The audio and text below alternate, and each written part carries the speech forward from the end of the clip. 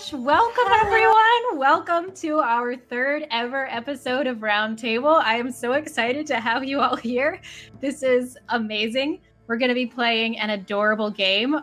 First off, we're going to run through some announcements, which I do the announcements now. Ha ha! Power! The announcements are mine now. They're mine. I've taken them over. So just to start off, we have aligned with Extra Life. If you go down, you'll see a donation button for them. Extra Life is a organization that we partner with that fundraises for local hospitals of choice. So if you could go and check them out, that would be amazing. Then we're going to move on to shouting out some people that we love. First of all, thank you to Soundtail, who provides all this amazing, wonderful ambiance and music. God, they're the best all the time. And we also want to shout out, although he does not have a theme song for Roundtable, which gives me a devious idea, he has created the theme music for both Conundrum Company and Rolling Tides. Weston, Arcane Anthems, our amazing, wonderful composer, has made brilliant theme music for this channel. Please absolutely go check him out on all social media platforms and on Patreon. And now moving on to scheduling. Next week, we're going to have Rolling Tides on Friday, our regular session of Rolling Tides. That's at 7 p.m. 7 p.m.? 7 p.m. I forgot my own game's time. Then we're going to run... I thought it was 7:30 for some reason. I don't know why. Then we have Conundrum Company on Saturday, which plays at 6 p.m. Eastern. And then we have another episode of Cosplay Ground on Sunday, which will also be at 6 p.m. And I will be DMing that as well, which is crazy. It's going to be a really fun time. We have a lot of great cosplayers for it. We're going to have a really good time. And then just as a reminder, the week after, we are taking the week off from scheduling for Labor Day. So no Rolling Tides, no Conundrum Company, no special programming.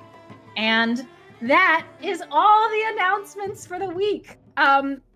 Just to give you all a little bit of a rundown of what Roundtable is. Roundtable is a session where we play through new TTRPGs every month in a teachable way with a rotating cast. So as we play the game, we're going to take moments to explain the mechanics. It's totally fine if you come in completely blind. That's what these are for. And with that, let's go ahead and introduce our players. I'll go in order that I see them on this lovely screen. Sloan, if you want to give an introduction and your handles. Hi, everybody. My name is Sloan, and you can find me pretty much everywhere at ArtPleeb. That's TikTok, Twitter, Tumblr, if you're into that kind of thing. And also on Twitch.tv. I've just started streaming, and I'm loving it so far. The only place where I am not ArtPleeb is Instagram, because someone got there before I did. So it's at art.plebe on Instagram. Yeah. It's always so sad to see. I know. Amazing. Next we have Button. Hello, my name is Button. My pronouns are they, them, and I play on Conundrum Company with Josh Parker and Adam and Sean every Saturday. And I'm Blue Button everywhere but on Twitch, where I am Blue Buttons for a similar reason as Sloan. Yeah, these people keep taking names. Rude. Ivy? Hi, I'm Ivy, she, her. I am Gamer the Girl on TikTok, Instagram, Discord, anywhere you could possibly find me. And I will be playing Pippin. Rachel. Okay, hello, I'm Rachel. I'm at Helena Rach on TikTok and Twitter, Rachel.Limpert on Instagram, and I'm also on the Welcome In Rolling Tides every Friday night with Sarah and Josh, who's here. You just can't see him. He's secret. He's sometimes a disembodied voice. Can we call him up? Sometimes. Summon him. Summon. We're here for the cult stuff. Terrifying. Love that. Josh is the cult stuff. And I am Sarah, your fearless ? DM. I am Sarahiscoffee on all the things, she, her, and I will be DMing your session tonight. I am so excited to join this journey with all of you. Today we'll be playing Mausritter, a game about a band of adventurous mice. And without further ado, let's get into the game of Mausritter. We open on the countryside as the sun climbs into the sky on a beautiful fall morning. The leaves have just begun to turn, but still cling firmly to the branches of the trees and rustle in the nearby forest as the autumn wind whispers through them. The sun shines down and coats the ground with warmth, not quite late enough in the season to become cold. And nestled into the edge of the forest, just by a small pond, is a tiny little cottage. It's been overtaken by ivy that climbs up the walls and covers the roof, and the door stands slightly ajar, and the windows are dusty and faded. Obviously, nobody has lived in this home in a long time. Not any humans, at least. Traveling through the door reveals dozens of little mice scurrying to and fro. Some gather in little groups, chittering amongst each other, the news and the gossip of the day. Others dart back and forth with tiny items held in their paws, like pieces of string or a copper wire, or maybe like a little button. The entire space has been commandeered by this small mouse colony. But we're going to focus on a few specific mice. We travel down the hallway and into the kitchen, into a small corner in the back of a cabinet. And Button, do you want to introduce your mouse? Oh, hello, my name is Parsnip. I live in a mason jar tucked into the lowest shelf of a kitchen cupboard. It has button steps up to the lip of the jar, and within I have assorted flannel scraps, and they're made into a soft nest, and I have a bottle cap that serves as a nightstand. I'm a tin miner. I am tan and flecked and very tiny, and I wear chainmail made out of the tabs from aluminum cans. I love it so much. And what would you find yourself doing on this fall morning? This fall morning, I'm going to wake up and stretch and decide to go looking for something shiny. Great. Right as you begin to leave your door, you are alerted to a very small presence beginning to rap on the glass of your mason jar. Oh, hello? One moment, I'm not decent yet. Pull on my clothes and hop out of the mason jar. Okay, you see a very, very small little mouse with brown fur. She's just so tiny. You know this little mouse. Her name is Squirrel. And she looks up at you and she goes, "Hi, Sorrel wanted me to give this to you." And she hands you a small scrap of paper. Oh, thank you, Squirrel. You said from Sorrel? Sorrel? Yeah. Sorrel, you know, is the mayor or elder of the little colony that you live in. She said, "Thank you very much." Yeah, she said that she wants to meet you. Soon, like as soon as possible. Alrighty, post haste, do that. Does the paper say anything? The paper just literally says what Squirrel just said. I think I got the message that time. Alright. Okay, bye! Scampers off out of the cabinet. All right, and we are going to journey outside of the kitchen cabinet. We are going to go up these stairs. They're just a very small set of stairs. They are covered in like moss from water that seeped in through the roof. And in the corner on one of the top of the steps is actually, there's been a little patch of moss that has been repurposed into a small little hovel kind of thing for visiting mice. And Sloan, would you like to introduce your mice? I suppose I'm sleeping at this point. I'm just sort of... Yes. I get up and I stretch, and I start getting ready for the day. I am a small mouse, blue-gray with these speckles of white and cream all down my body, and I pull on some very fancy clothing and a little beret, and I pick up my belongings. I have a small lute made out of an acorn strung with spider's web, and I put that on, and then I pick up my dagger and I put it in its sheath, and I head downstairs to the person at the front, and I say, yes, hello, and I was wondering if I could get some breakfast. You can put it on my tab. It should be under Caesar Skimbledown. Caesar? Caesar Skimbledown. Caesar. Yes. All right. Yes. We got a little something for you. Maybe. Let me go look. No, This thank you. I do that. Thank you. this gray furred mouse kind of scampers off. He burrows into this little spot in the cabinet, and he's gone for a really long time. Oh dear. And then he comes back and he holds out a single crumb of very stale bread, and he's like, I found this. On second thought, you keep that. I will find my own breakfast.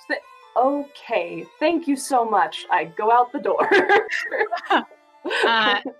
As you go to head out the door, you hear a very small voice echo behind you. Hi, excuse me, Mr. Caesar. Yeah, who's that? I turn around, I look around. Again, very tiny little mouse, brown fur, staring up at you. She's holding a little piece of paper in her hand, but she is starry-eyed. Forgets what she was even doing the moment she sees you. It's all right, my dove. I have that effect on people. Really fancy. Yes. I actually, sometimes if I shake my cloak, the glitter will come off a bit. Do you want some? And I just kind of shake it over top of her until some of the glitter kind of falls off and onto her fur. She looks so excited. She just shoves the piece of paper at you, and it's like, Sora wants to talk to you. Okay, bye. And runs to find her friends and show off. Thank you. I unfold it and I start walking. Lovely. And we are going to move to another part of the house. We are going to go back to the kitchen, actually, and find a little spot right underneath the kitchen sink. Now, underneath the kitchen sink is a very special place to be. There's a little bit of water that still drips down from the faucet, and it comes down through the drain and comes out through a pipe, and it's being collected in a tiny little bottle cap. And right beside that tiny little bottle cap is a small house that has been built. Well, actually, I'll let you say how this house has been built. Rachel, can you introduce your mouse to us? Oh boy, yes. So I'm Beans. I am a retired trap thief. A brindle coloring and missing an ear from a nasty fight with a trap. And I live in my house under the kitchen sink with my wife, Rice. So Beans and Rice, lovely couple. And yeah, we built this house all our own for us and our several mice children, and now we just spend our days relaxing here, retired, just enjoying each other's company. Amazing. Beans, you wake up to find that your wife, Rice, is actually already gone. But right as you go to look for her, she pops through the door. What does Rice look like? Rice is a small tan mouse. So Beans is kind of a rough dude, a trap thief, but Rice was more diplomatic as a mouse, so she's very small and dainty and elegant and, just kind of the total opposite of Beans. Amazing. So Rice kind of slides her way back into the house. She's holding a piece of paper and she says, a very small young mouse just gave this to me to give to you. Not one of ours. No, a different small one. Oh, okay. I give it here, I guess. And it is a paper requesting Sorrel, the town elder, to speak to you. As soon as possible. Did I do something that I forgot about that was bad? What does it say? I have to meet the town elder. Ah. She hasn't called for you in very long time. I guess I'll pack up and head out then. Do you think you'll have to leave? I don't know. I will try my best not to, but it's hard to argue with the higher-ups. Stay safe. Okay, I love you. Love you. Oh. And I will pack my things and head out. Wonderful. Amazing. Now, Ivy, tell me, are you an outside mouse or an inside mouse? I am an outside mouse. I live Then in the garden. Head outside. We head outside into what was once an expansive, beautiful garden that now has been overtaken by weeds and wildflowers, but is still very much beautiful in a bit more of a tangled and messy way. We go underneath all of the wildflowers that have grown up amongst each other, and we come to a little spot right in the middle of the garden. And Ivy, can you describe your mouse to us? So my little mouse is kind of outside looking for dewdrops while he's just kind of looking in the bushes and things, looking for those little pools that are standing on the leaves. And kind of walking around with a little bottle to gather them up. He has a bandolier from his old days as a guard, where at his hip is a sword made out of a needle with a piece of fabric wrapped around the hilt. And he's just kind of gathering it up. He's a blue marbled mouse. He looks a little rough for the wear, like he's seen some combat. But now he kind of looks like a little old mouse that you would just walk up to and start a conversation with. He's just kind of slowly and very quietly gathering it up with a very content smile on his face as he carries around his little bottle and is just gathering some of the dewdrops. Amazing. As you are searching for your dewdrops, you hear a panicked little squeak, followed by a help. Oh, hello. And I turn to them. What can I do for you? Are you lost? Do you need help? You turn and you see a very tiny little brown mouse who has become completely caught up in the underbrush of the wildflowers. And it's like, help, please! Oh dear. I take my needle sword and I kind of very gently and very carefully, now don't move, and cut away at it and lift them up out of it and plop them on the ground beside me. Are you okay? Huh. Yeah, thank you. I'm not used to being outside. Oh, well, it's very dangerous. You should be careful. Okay. This is for you. And she hands you a small piece of paper. Oh, you know the drill. Yeah. And he takes it and reads it. Wonderful. It's calling you to the town elder. And with that, we can head to the town elder. Is there anything that any of y'all would like to do before that? Let's get right to it then.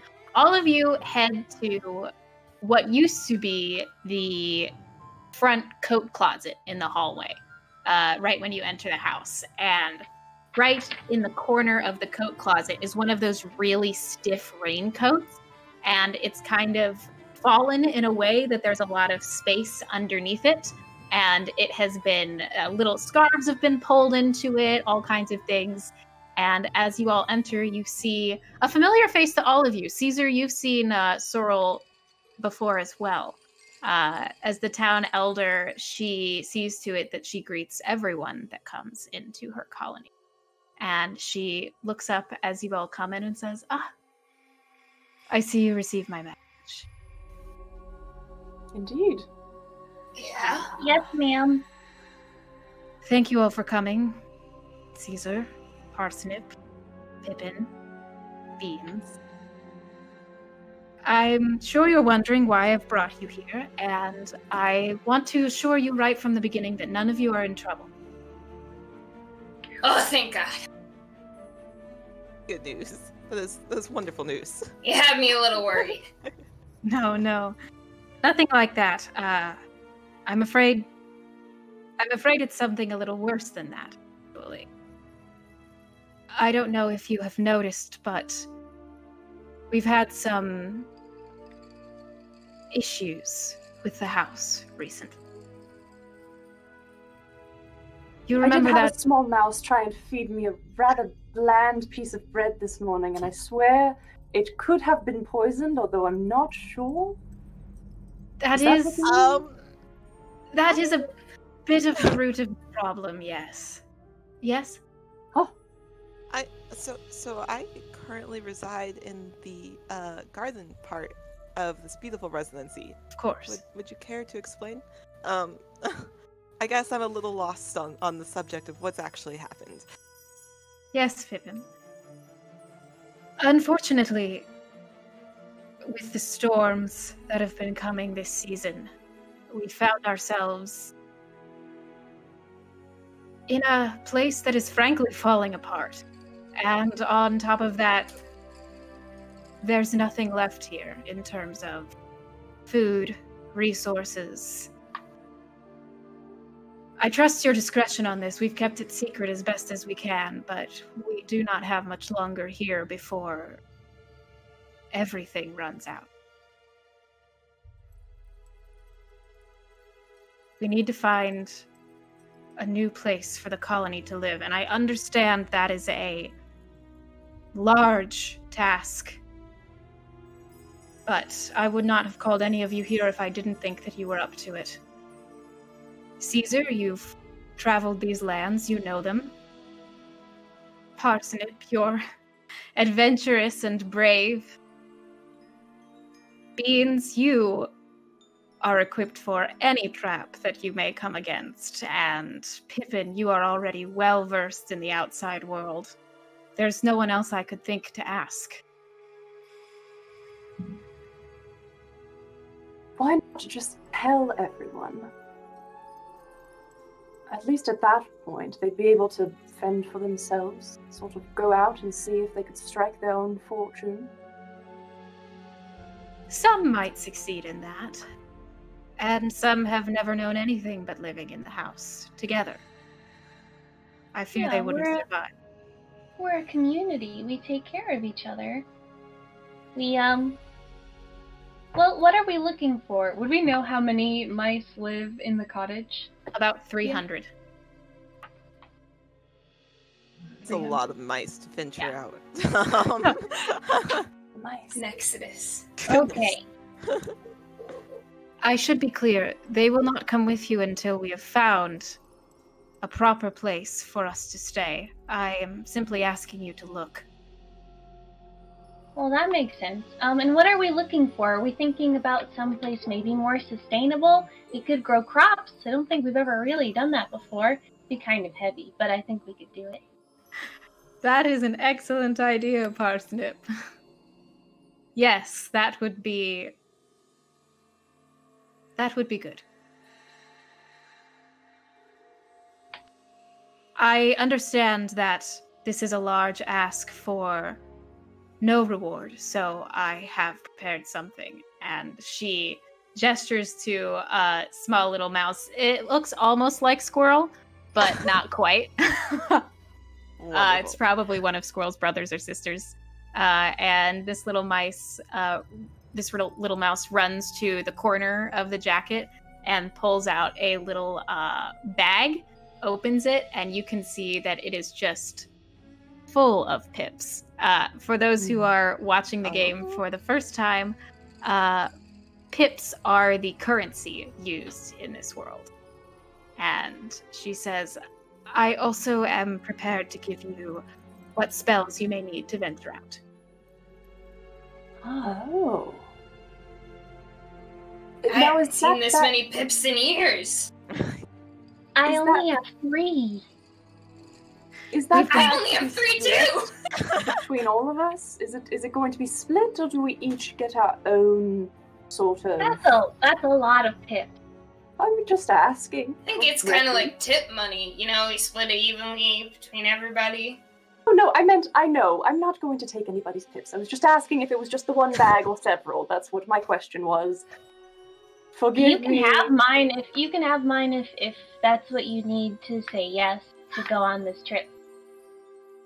I feel like I'm being judged. No, I meant it.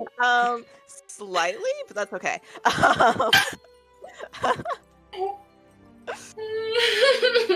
Listen, I've got one pip to my name, and I need to keep myself fed, alright? I have a figure to keep up, okay? I live my life in front of other mice. Parsnip is going to take one of their 3 pips and give one to Caesar, so now they have the same number of pips. Don't patronize me. It's fine. No, it's fine. I'm in. I've been shamed into it. All right, it's fine. Yes, I will go. Wonderful, thank you. So Pippin's gonna pipe up and be like, "Well, maybe you'll find some fancy new clothes while we're out." It's a very good point.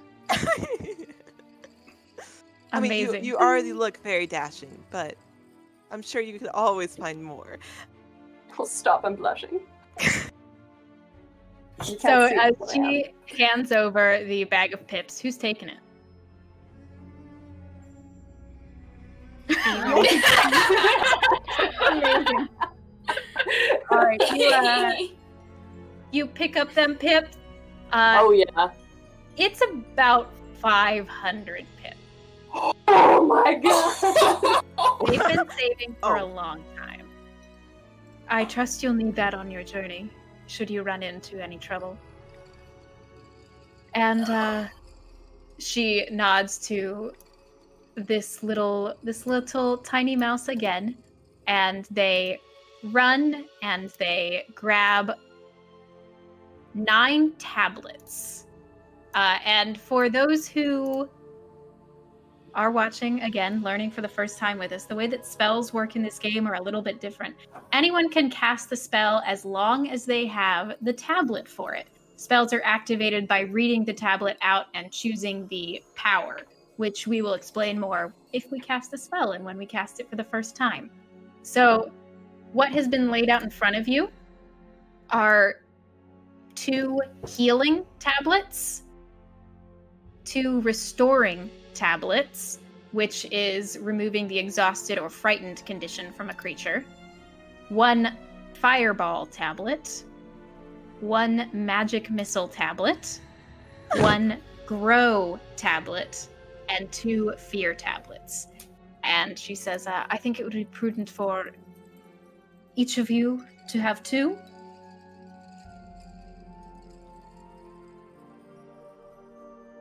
Sense. And you may choose amongst each other, which you would like. I am really partial to the grow one, if That's fair. no one else is interested. Fine by me. Yeah.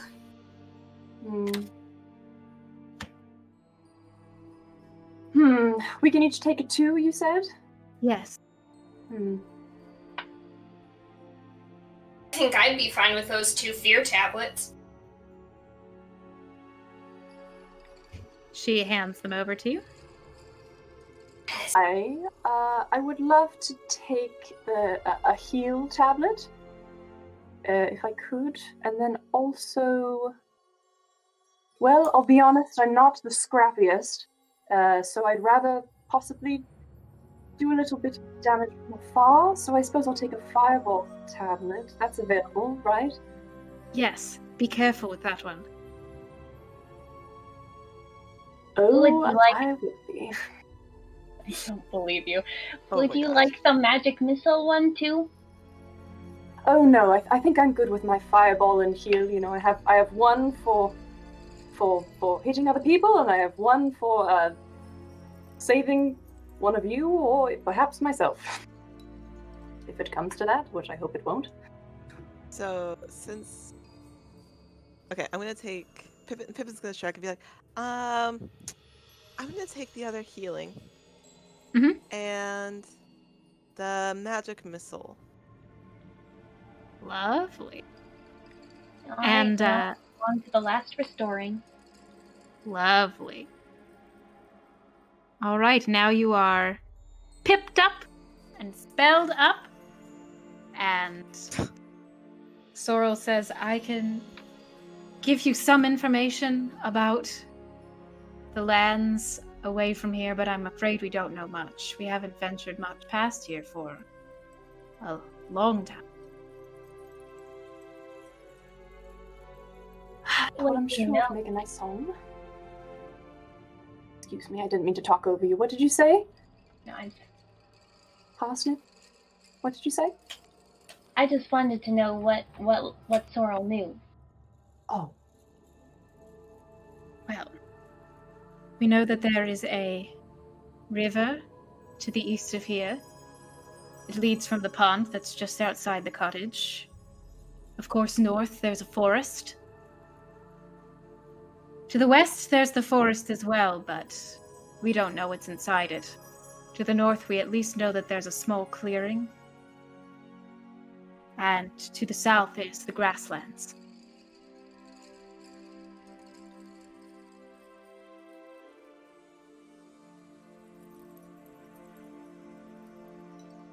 Now, I want to take a quick moment to explain something to our lovely viewers very quickly. Mausritter is a heavily exploratory game, so there's not necessarily a set solution to this problem that I have set for my players. It is up to them to venture out into the world, explore it, and find what they think might be the solution to the problem.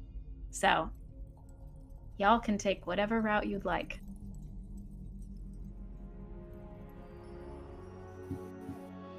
Go for it. Parsnip, I know that you... sorry. No, go ahead. I keep speaking over you. This is my mistake. I'm so sorry, dear. Caesar, what were you asking? I just wanted to know, you seem to know a little bit about... I mean, well, at least you were interested in starting a farm? That was you, right? Or something like that, yeah. Well, I mean, what kind of land does one farm on? I suppose. Well, you need dirt. I have heard that, yes. They are a tin miner, so you see just this kind of blank expression. They are not certain, but cute. You need gonna pipe dirt. up. Well, having lived outside for quite a while now, I don't think grasslands would prove very prevalent, since there would be no shade to grow our crops. Maybe a forest of some sort or a clearing would maybe work a little better. I like the idea of living in a tree. That is fair. Those mushrooms that grow up on trees, that would be a wonderful home. I do want to say, I know that it takes water to grow things. I mean, it's just to This is true. put that out there. Maybe the river could also be a good choice, although that is... Which way to the river? It's to the east? It's in the opposite direction of the forest, so... The forest is north. DM, would we know if we headed northeast, would that go along the river? Does the forest abut that? You ask Sorrel this, and she confirms that there is a place where the forest reaches along the river. Oh. Well, it sounds like our best bet. I would say that sounds ideal. All right. I want to make a swing from a tree that we can swing into the river in. That's my new goal. I agree with this. I think this would be lovely for our rest days after we have planted the crops. Amazing. So do we have our plan? Leaves. Which way are we heading? We're all on the same? Northeast. Northeast we go. All right. You are outfitted with your spells and your pips, and you all venture out into the world. Now, the world is a little bit different as a mouse. You are very, very small. To travel a mile, you're going to have to take about 6 hours of time, or in this game, it is called a watch. As you venture beyond the gate of the cottage fence, you find yourself in thick grass that rises up above your heads that you have to navigate. It's hard to see through, but you can manage it. And you make your way northeast. Do you guys have a marching order that you would like? Me first! Oh dear. Who first? I believe that Parsnip wanted to. I'm a bit of a traveler, so I can follow behind. I like being in the middle, you know, someone at the front, someone I'll at the stay in the back. I'll stay in the back. Amazing. So third in order for me then. Lovely. Caesar, Pippin, B. Here. Parsnip, Caesar. The fear sets in. Pip. Yes, as you venture outside of what you know, everything becomes not quiet, but different. Where you normally hear the scuttling sounds of mice and the conversations that they have, you now hear some birds chirping, but really overwhelming sound of silence as the sun beats down on you. And I am going to have you, Parsnip, make a will check to see how well you're able to navigate through this grass. So tell me your will score. My will score is 8. And Okay. I just rolled. Oh, I rolled a 1, but that's good, right? Fantastic. Yes. Okay, good. So What's Very the good. here? for those of you who are confused, the way that the mechanics work in this game is that there are 3 stats: will, strength, and dex. And as you travel or encounter other creatures, I will have my players make these rolls with a d20. They will have a score. For example, Parsnip has 8, and Parsnip wants to roll underneath their score in order to do well. So Parsnip has done extraordinarily well. Despite not knowing which way they are truly going into land and territory that is unrecognizable to them, they do a really good job. They are charting the path, charting the trail, and as you go, you begin to hear a soft rustling in the grass to the left of you. I signal everyone to be quiet. And I look back and say, is anyone good at scouting?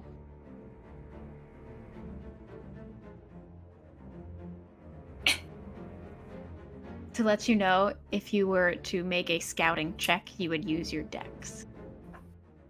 Oh. I mean, I could try. Haven't done that in years. Maybe we could we help each other? Maybe we could go together. That way, if you get stuck out there, you're not completely screwed. Would you want a company, Mint? Sure. Okay. I won't say no. Let's go. Quietly. I will keep an eye on Parsnip. We'll man the fort here. Let's split the party.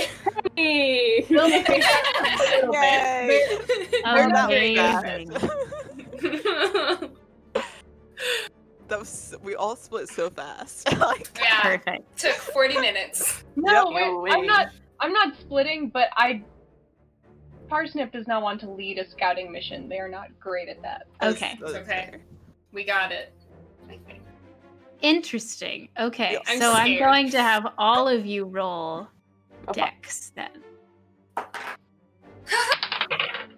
Shoot. Yeah, I rolled a 17. Oh. Yeah, I was gonna say I rolled a 16. No. We are not doing well, person. All right. What did everybody get? I got a 5. 5, 12. 12, 16, and 17? Yeah. 17. Yeah. Okay. We are some lost little mice. Beans, you do see this as it happens. Oh As you are peering through the grasses, you manage to see, right as it happens, an orange paw dart out and snag Parsnip away from the group. Excuse The rest of you see only too late as the paw darts in and is out quick as anything else. Parsnip, I need you to make a strength check. Alrighty. Heck. And And am I looking at a cat? Okay. I rolled a 3. You rolled a 3? Okay, one moment. It's weird having anxiety and then being like, no, wait, that's good. Right, exactly. You're like, Oh no, it's 3. Okay, so I am going to also roll. Okay. So you are pulled by this paw, but then as it tries to pin you down, you manage to squirm out of it. And it prowls forward, and now all of you see it as it appears, a huge orange cat. And he stares at you with hungry eyes, and he says, "Little mice, so far from your home." And he is going to reach out and try to swipe at... Oh no. He's going to try to swipe at Pippin. Make a dex save. No. That's a 3. 3. Yes. You successfully evade the swipe. Is there anything that any of you would like to do? Parsnip, if you want to try something, you're welcome to. No, you first, please. Okay. Being a professional bullshitter, I would like to reach into my pouch and pull out the fireball tablet. Mm-hmm. I want to put distance between myself and the cat so that he can't just swipe at me. So I'm backing up a little bit, but I'm going to hold this out and be like, hold it! Unless you want to be cleaning your own burnt ashen whiskers up off the ground, I suggest you stop and leave us alone. Now, where did you get something like that? Your business. The only thing that's your business is whether or not the full brunt of this is going to end up in your face. Now back off. Little mouse. Very brave. Thank you. And he is going to dart forward to bite you. Before he was trying to catch you. Now he's going to bite you. Can I trigger the spell? You absolutely can. Okay, so let me explain how spells work for our lovely friends in the chat. Whenever you want to cast a spell, you need to decide on the power to cast it with. You can choose 1, 2, or 3 power, then roll the d6 equal to that power. So what power would you like to use? I have nothing if not a mouse of my word, so I'm using 3. Yes. Now, before you do this, because we are playing a new game, I would like to warn you about the effects of Fireball, which are very similar to the effects of Fireball in D&D. Of course. Which is that you may shoot a fireball up to 24 inches. You will cause damage to all creatures within 6 inches. But I did back up and he ran toward me? You backed up. Say she backed up. Sorry, they backed up. Your friends didn't. Oof. See like that? Do it anyway. You can still go for it. I You're ain't crazy. Listen, there's particular a one. mouse roller that makes it very easy for you to roll up a new mouse if one of your I compatriots dies. know, but I don't care if I die. There's a I mouse. care if everyone else dies, because that would make me a jerk. That's some fun reason. I like to think that this is Caesar's actual thought process. Yeah. No, I'm a absolutely. jerk. I'm so I'm gonna look bad. I'm just gonna come over here and think, what an idiot! Damn it! I'm gonna try and roll out of the way. Okay, so you're just going to try to evade the attack. Yep. Can I So grab his tail? yeah, you can grab My the tail. God. So the way that combat works, unfortunately, is that attack always hit. So this cat is gonna get you, but you can roll away to try to not be caught up in its mouth afterwards. It's the little things. Small things, the tiny little mouse. Quite literally. Yes, That's yes, a we are. D10. And We're so tiny. We're so tiny. A D10. A D8. No, sorry, I was looking for my correct die. I'm so sorry. Panic is real for a That second. was so pure. Okay. What's your HP? 6. What's your strength? A 6. Okay. So this cat bites at you for 7 points of damage. So it takes out your entire HP and then sucks away one of your strength. You roll out of the way. And is there anything you said you wanted to try to grab onto the tail, Parsnip? Yeah. Or okay. Yeah, to essentially grapple. Grapple. Oh, okay. Yeah. Make a strength save. That's all I'm good at. Okay. I rolled an 11 and my strength is 12. Okay, let's see what this cat So do. does that? I don't know. For something like this, it would be a contested Great. save, so the cat rolls as well. Contested.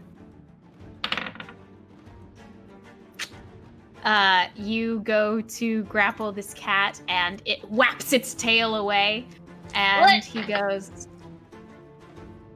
"Another brave little mouse. Interesting." Is there something that anyone else would like to do before he takes his next move? I think in the wake of Caesar's threat, I want to use one of my fear tablets on the cat Go for it. to try and spook it. Again, choose your power rating. I think let's do 2. Amazing. Now, I I wonder need to if be there's writing a these save things for down. this. That's what I was also just looking, but there's so much scrolling to do. Absolutely. It doesn't look like it. Okay. So go ahead, and I think that for this give the frightened condition to dice creatures. So roll your dice and see how many creatures you frighten, which I mean, you're gonna scare this cat. Yes, yeah. Pretty much. And So hope do I you don't scare wanna- my companions? But Oh, that's true. is that I think how it's that it's works? only that's only oh, interesting. Okay, so roll 2. I think you'd be best served by rolling 1, because in miscasts, if you roll 1 or Yeah. more sixes while casting, you will take Ah. damage to will. So That you makes probably sense. wanna, and you're only trying to scare one thing. Right. Okay. That's not the correct dice. 3. 3. Okay. Yes. So I'm going to say that you can choose which creatures you frighten with this, so you do not need Okay. to frighten your friends. Cool. I'm frightening the cat for sure. Do it. Wonderful. Do you want to describe what this kind of looks like when you do this? Like, how does this spell happen? So I think I would probably speak through it and just say, "Hey!" Get the cat to look at me. I wouldn't do that if I were you. Caesar over there, he's still got that fireball. Not afraid to use it. So back up. As you speak and cast this spell through the tablet, your voice is amplified 5, 10, 50 times louder than any mouse should have the right to sound. And it echoes throughout this grass that you have found yourselves in. And the cat startles back and he goes, "Strange little mice. Fine." And he melts back into the grass. None of you see him leave.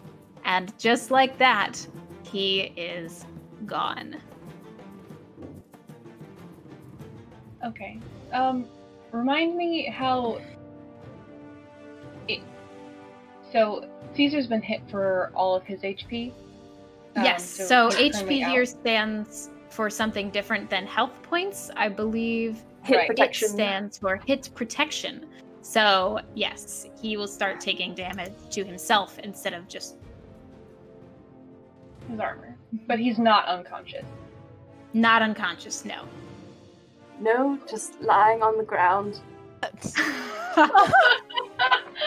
Oh no. Oh, Okay. Oh, Caesar. Oh, Caesar, are you okay? Help him out. Just walk it off. I'm bleeding onto the dirt. So Pippin's gonna reach down. Come on. Put out a hand to you. Come on. It's okay. You were so brave, though. I grab the hand and I get up and I just kind of like waver there for a second and then just immediately fall face first back onto the ground. Oh no! I reach out to catch. No! Don't do that. I like just. Could we perhaps just take a moment? I think I just need to scab up a little bit. And once I'm not freely bleeding out onto the morning dew, I will be prepared to perhaps continue on our little adventure. Oh, Pippin's like putting a paw over the wound, like trying to stop the bleeding. Yeah. You were so brave. Like being very gentle. You were so brave. oh, thank you. Like. So do you guys want to take a rest? Please. Sure. Would you like a short rest or a long rest? Again, a long rest takes 1 watch or 6 hours. Short rest takes 1 turn or 10 minutes. I'll be good to Those keep going if we do a short rest. Not feeling great, but we can keep going. I don't want to waste our time. Sad little mice. No. Okay. So the way that short rests work is that you can restore 1d6 to your strength and 1 HP hit protection. Oh no, 1d6 plus 1 HP. I'm so sorry. I was gonna say I don't even have that much strength. I'm a weak little. Oh, that was good. Okay, well I'm up pretty well, so that's good. Amazing. I'm up to 5 HP. Fantastic. Wonderful. As you all are sitting around resting, you hear a sound again. Oh, God. But it's a much different sound than the one that you heard before. Whereas you heard a very smooth rustling amongst the grass the first time, this one it's kind of like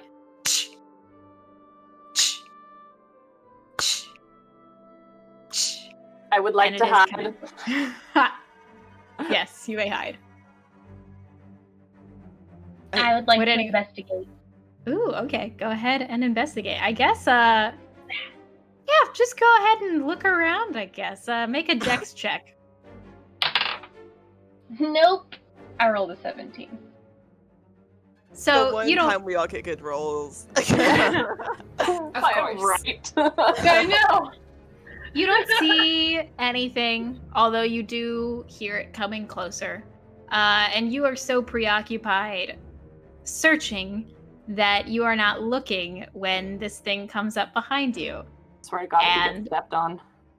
All of a sudden, you hear, "Brrr." Hello? Oh God. Hello? You turn around and you see a, to you, gigantic toad, and he's just kind of looking down at you curiously. Heard a loud Hi. noise over here. We scared a cat. You see Oliver? It has a He's a name? big I think orange guy. That's the one. I'm He did sorry call you me found brave. him. Well, that's nice and sweet. He normally doesn't call anyone brave, only Hazel, and he absolutely hates her, so you should be proud of yourself. Is it just you out here? There's no such thing as an insight check, is there? There is not. There is not. It's up to you to decide if you trust this Intuition. big old toad or not. Well, Parsnip is having this conversation. Can Pippin kind of like take a longer route just to be standing a little more hidden in the grass to one side? Sure, yeah, make a dex check. Okay. That is a 5. Yeah, so my dex is 7, so that's a 5. Perfect. So you sneakily sneak around and you see Parsnip having this conversation with this big old toad. It's just me right here.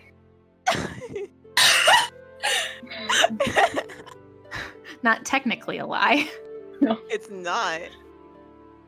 Surprised you scared this one off. Don't see a lot of mice around this area that Oliver doesn't get. What are you doing out here? Looking for a place for a swing from the river to the trees. No, the other way around. The trees to the river. Place for a swing. Well, that's sweet. Yeah. You know what? What's your name? Do you know one? Parsnip. Parsnip. I'm Horace. It's nice to meet you. I might know a place. It's a little far. I've got to warn you, but it's nice. Nice house. Well, my cousin lives that way, actually. It's a beautiful little place. His humans used to come that way, but I haven't seen any around there in a real long time. It's a lake. It's got a couple of trees around it. You could get a swing in there if you'd like.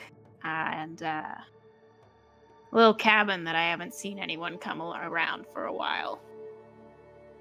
Do you know anyone who lives in the cabin?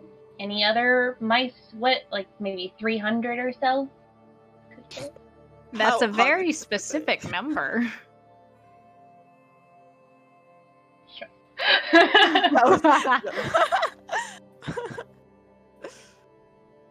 Now,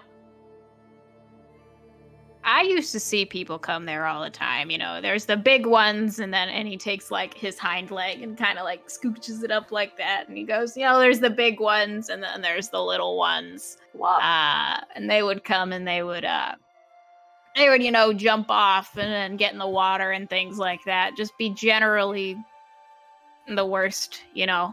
But I haven't seen any around there in a long time.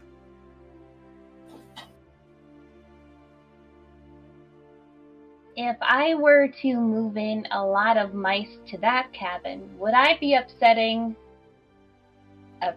a pre-existing ecosystem? What?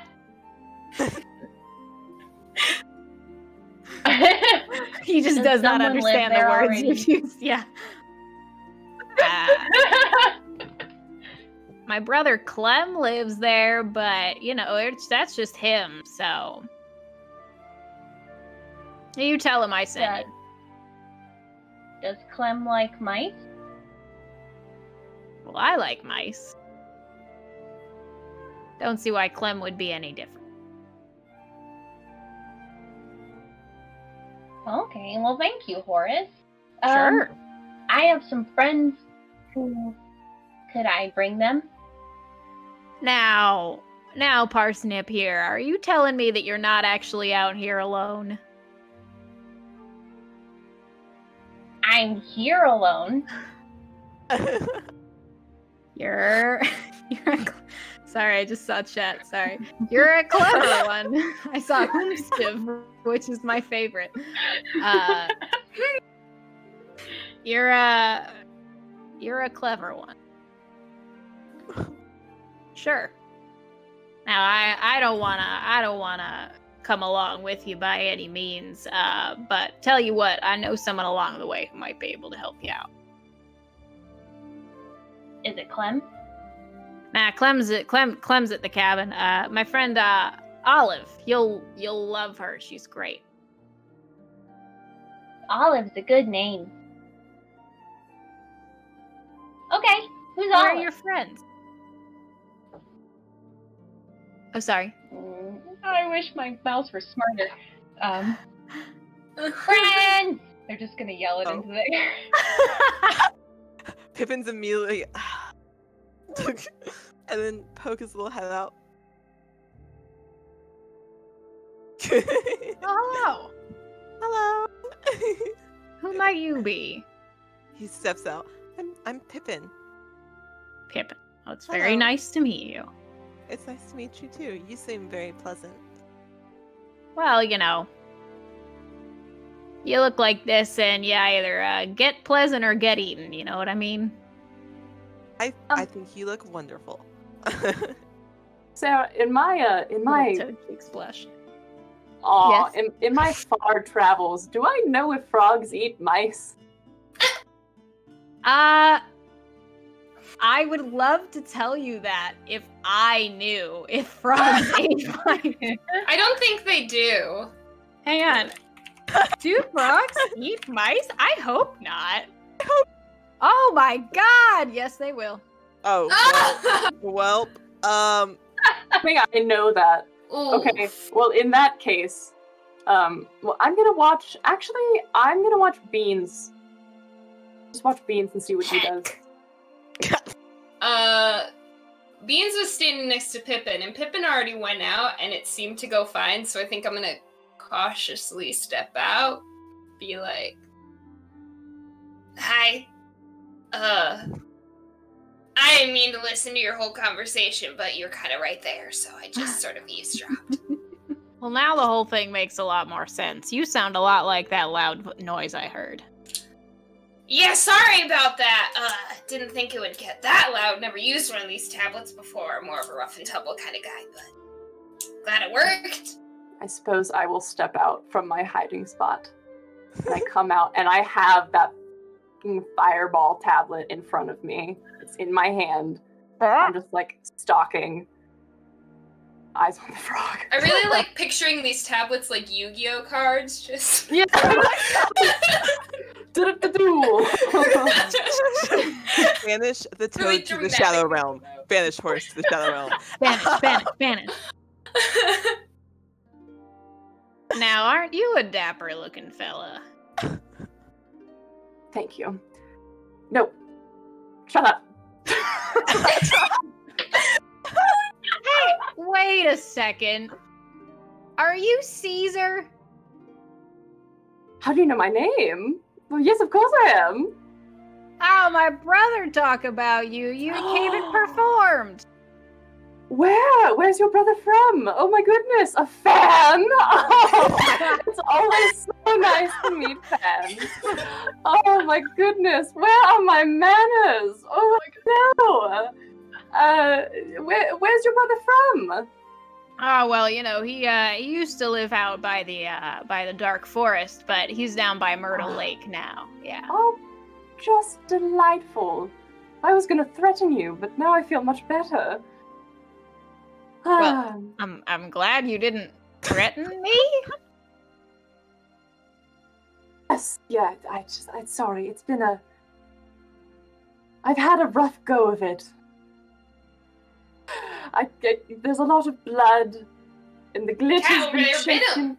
Yeah, I almost turned into cat food. Now that being said, I do love a fan. However, that being said, I will turn your ass into Granui if I need to. And I just hold up the fiery tablet. But I hope it won't come to that, because I really do enjoy meeting, fellow people of taste. Perhaps a more diplomatic approach to these meetings would be prudent. Good point. I'm sorry. I didn't mean it like that. I'm on edge. Well, I haven't really been threatened like this in a long time, so it's a little exciting. I'm a little offended, but nice to meet you two, I guess. Sing you a song to make up for it. Yes. oh shit! Now. Okay. To be fair, you did say you love a fan. This could be the start of a new one. Horace, right? And I bring my guitar. I'm so sorry to do this to you. You do not have to actually sing if you don't want to. Drum on my little acorn. Oh, there once was a frog named Horace, and he lived not quite in the forest, but he was out in the grass that's as green as his skin. And I must admit, of his beautiful complexion, I'm quite jealous. That's all I have for now. Maybe I can bring you a better one later. Just full on, as much as toads can't blush, but as much as a toad can blush. Thank you. He lets out a few ribbits of applause, and he's like, "Well, that was just beautiful. Oh my goodness, I don't get much in the way of visitors around here, much less entertainment. Thank you so much." It was my pleasure. I'm sorry for saying I would turn you into frog legs. Is that what that meant? Oh my god. Never mind. Anyway. In French the first time? Yes, Granui. Oh my god. Well, you converse with Horace for a little while, and he lets you know that in order to get down to the place that he was speaking about, you have to follow the river south. And that once you reach there's a little inlet of water, and right there's a small little island that he says you can find Olive on.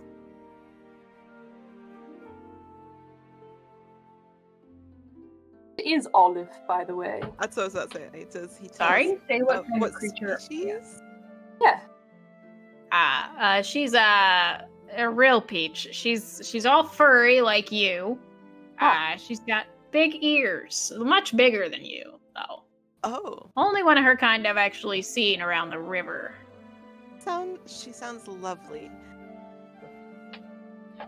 Yeah, she is. She's nice. She didn't eat me. I don't know if her kind eats toads, but she's pretty big, so I was glad she didn't. Could you converse amongst ourselves for just a moment? Yeah. He Wonderful. hops a good distance away.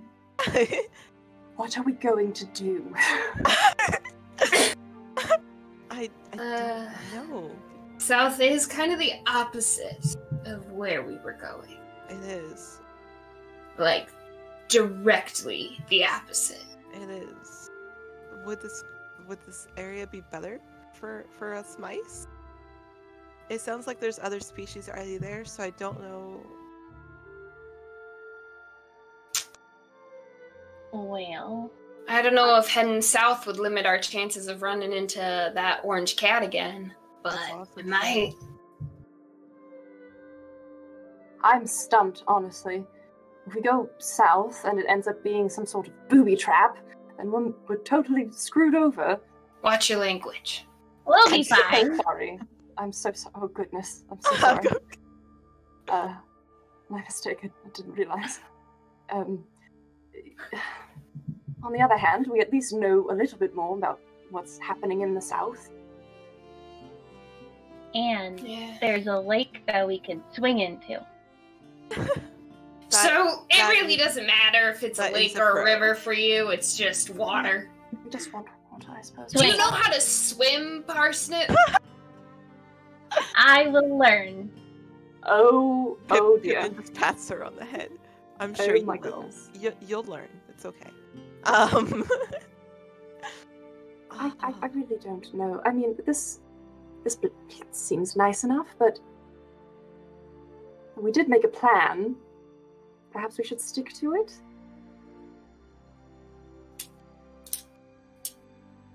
Do I know anything about the South at all, Sarah? You've been south. You know that you haven't been as far east as you currently are right now before. So that puts a bit of a damper in things. But you would know to the south that there are grasslands, and beyond that, you have heard but not seen, like literally heard, rushing water. Huh. Water there. Those, but Well, Horace said to follow the river down to that inlet, so if we see a nice place on the way, then we just stop walking. what if we go north first and then south? Okay, I just want to go places. Sounds like a lot of walking.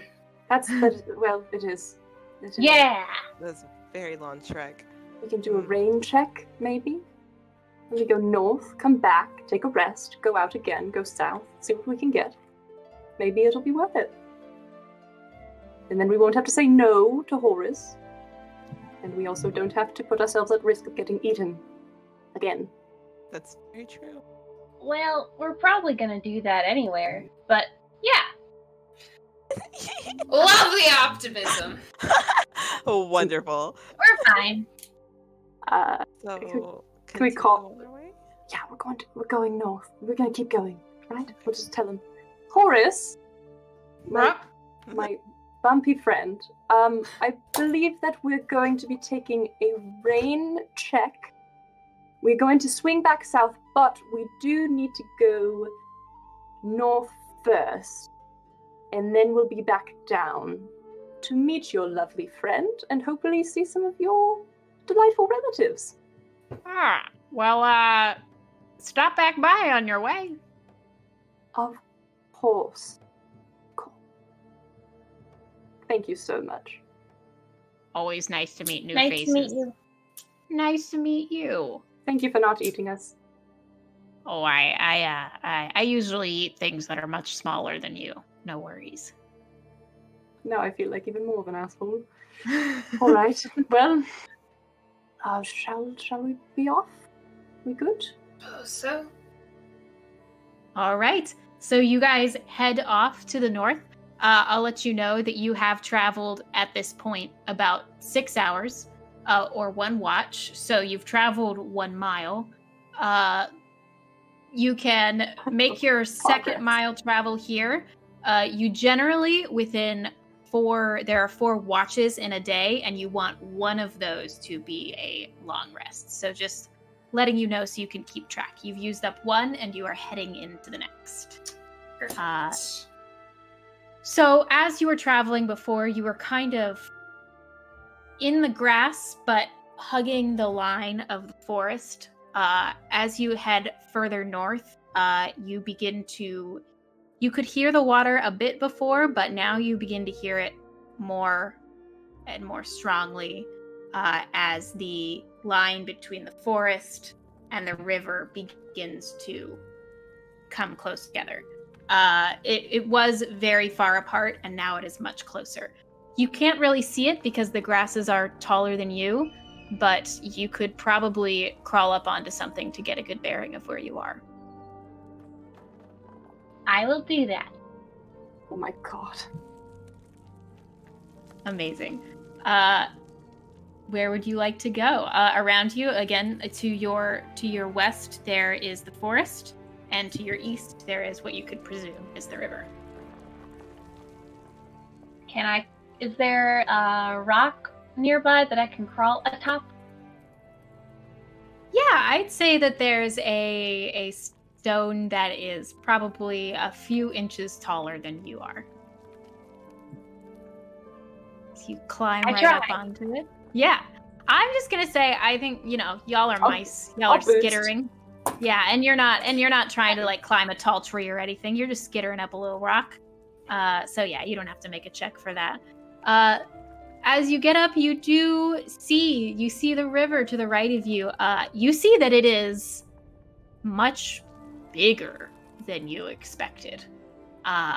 It is so wide, and it is flowing with a terrifying rapidity, at least at this place. You see the whites of the water as it tumbles over stones. And then to the west of you, you can now see the forest fully.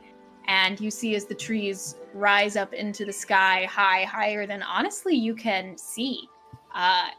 And inside the forest looks dark and unfamiliar. But you can see everything now. And you see up ahead of you, there is a clear path where the forest is to one side and the river is to another. All right. They will slide back down the rock. Thank you for the boost, Caesar. So the river looks like it would be really easy to get hurt in. So I'm second guessing the swing because there are children in our colony. But the forest is that way, and it looks very dark. But if we found a tree on the edge of it, maybe it would be less scary and safer. Are we out in the open right now?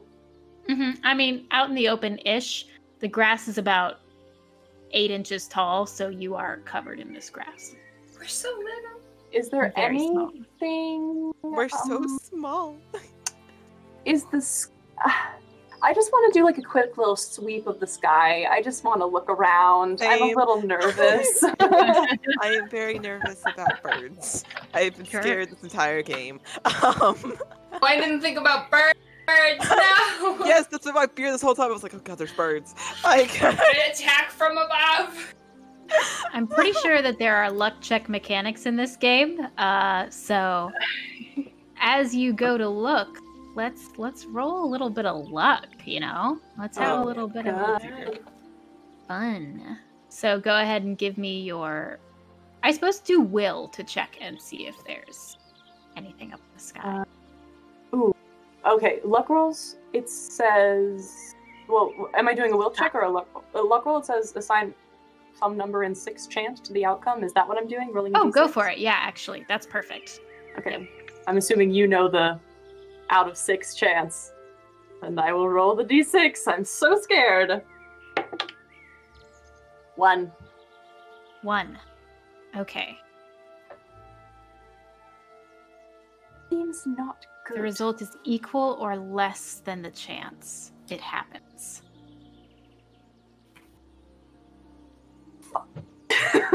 You rolled a 1. I'm like, Come and get us. joy. Now I am looking at the sky. So as you look at the sky, you see... At first, you don't see anything. It's clear blue skies, the most beautiful day that you could imagine. And then, all of a sudden, a shadow passes overhead. A large shadow. Shit. Run. To the trees, please. Let's go. Go. The trees? To the forest? We need somewhere to get cover. Run! I start running towards the trees. So it's rolling dice. I'm running too. Yep, I was about to say. Parsnip will purposefully stay in the back. Okay. Wonderful. But... So I'm going to say that you are 4 rounds away from the forest. So you'd use your first round to run, correct? Yeah. Yes. All right. And this is going to roll a luck check to try to see you. Actually, I'm going to make it I'll make it a luck check. Be scared though. Okay, it does not see you for the first round. What would you like to do for the second round? Should we keep running or should we hide? Is there Where are we we can by hide the time under? we're one round into running? You are would there still be in the a crowd. hiding space? Okay. You can see ahead of you that there is a larger rock that has a slight shadow and outcropping to it. That's about 2 turns away versus the 4 turns that it would take to get to. Noises! God! I don't like the noises. Amazing! They enhance the experience so heavily. Yep. Sound. My immersion. I'm gonna keep. I'm gonna run towards the rock. All right, so Caesar, you run towards the rock. I was gonna say, I think going to the rock and then going from rock to forest would probably be our best bet. Okay. Yes, the rock will lessen its ability to see you, but it could still see you underneath. Right. So all of you run towards the rock? Yeah. Parsnip in the back. Okay. I'm going to make Kevin another keeps check looking for back it. to make sure that Parsnip is still running, even though it's behind her. I'm running. Okay. Just gotta make sure you're there. As you run, Oh no. you see this thing circle again, and dive.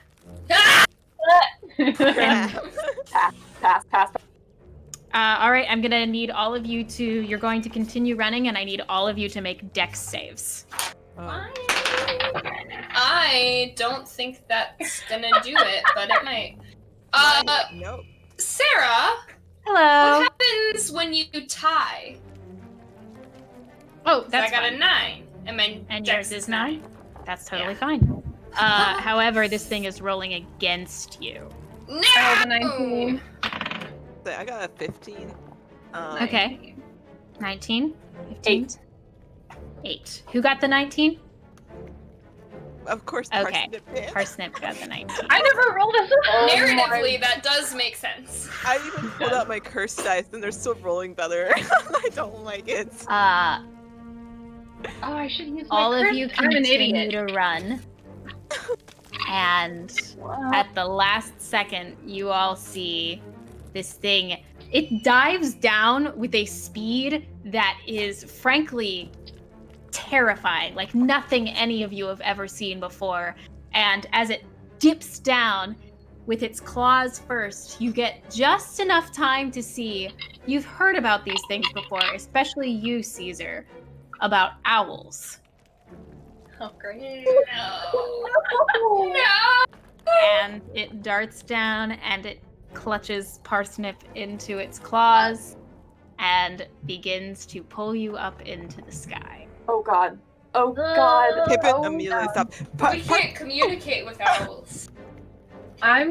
You can, because they are. Oh wait, owls are not mammals. Nope, you can't communicate with they're owls. not. Pippin immediately stops his Parsnip, just... Can What can- Parsnip take their pickaxe and try and swing it up at the owl? Yeah, absolutely. How much damage does that do? That is a D8. Go ahead and roll that d8. 3. Okay. Go ahead and roll me a strength check.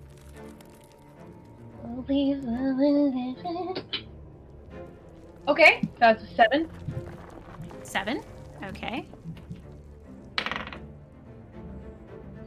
So as you stab up into this owl, you throw it off its balance for just 1 second, and it dips slightly. It hasn't gotten much more than like 3 feet off the ground. It dips, but then it recovers and keeps going. I'm going to remind you that you do have spells if you'd like to use them. Yeah. If it's you said it's 3 feet off the ground though, right? Mm-hmm. It's already out of range for me. Is there is there anything nearby that I could climb up or anything? You could climb on top of this rock. How tall is the rock? Is it going to put me within 2 feet of this thing? I think it's about 10 inches tall, so it would put you almost in range. You could jump. Yeah. Am I grappled currently? Yes. Okay.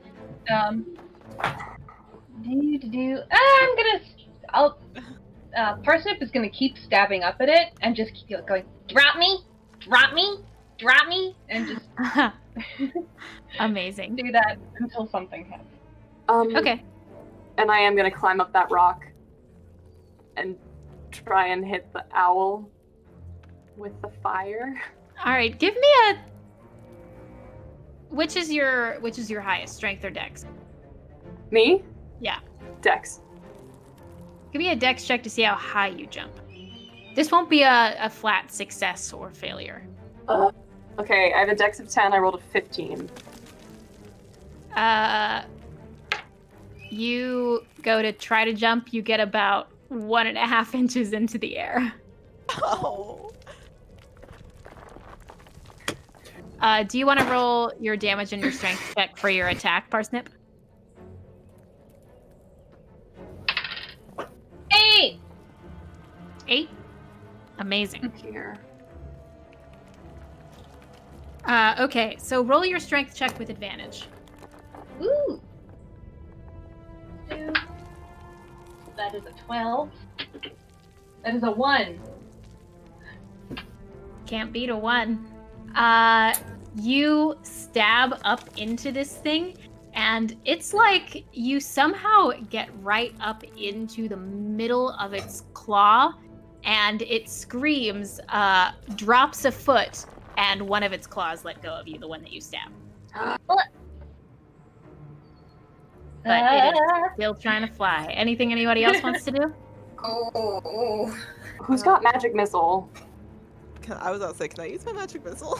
Go for it. That's why I was looking. Can I ready myself to catch Parsnip? I was about to say, please somebody catch her. Absolutely. So magic missile is deal sum and dice damage to a creature within sight. So select how many dice you want to roll, take the number on the dice, and then add the amount of dice that you rolled to that number. I think I just want to roll 1. 1? Yeah. Okay. Yeah. So just is a D6? Yep. Correct? Okay. That is a 5. Nice. Okay, so you rolled 1 and 5, so that is 6 damage. And then since you rolled 4 to 6, mark 1 usage of the spell. So it has 3 usages, and you've used up 1. This owl, you fire off this magic missile, and it pierces right into the owl's eyes, and it screams. It drops another 6 inches, but it's not letting go. But it's looking messed up. How close is it? It's about, let's see, I said it dropped a foot and then 6 inches. So 1.5 feet off the ground. Yeah, I'm gonna shoot a fireball at it.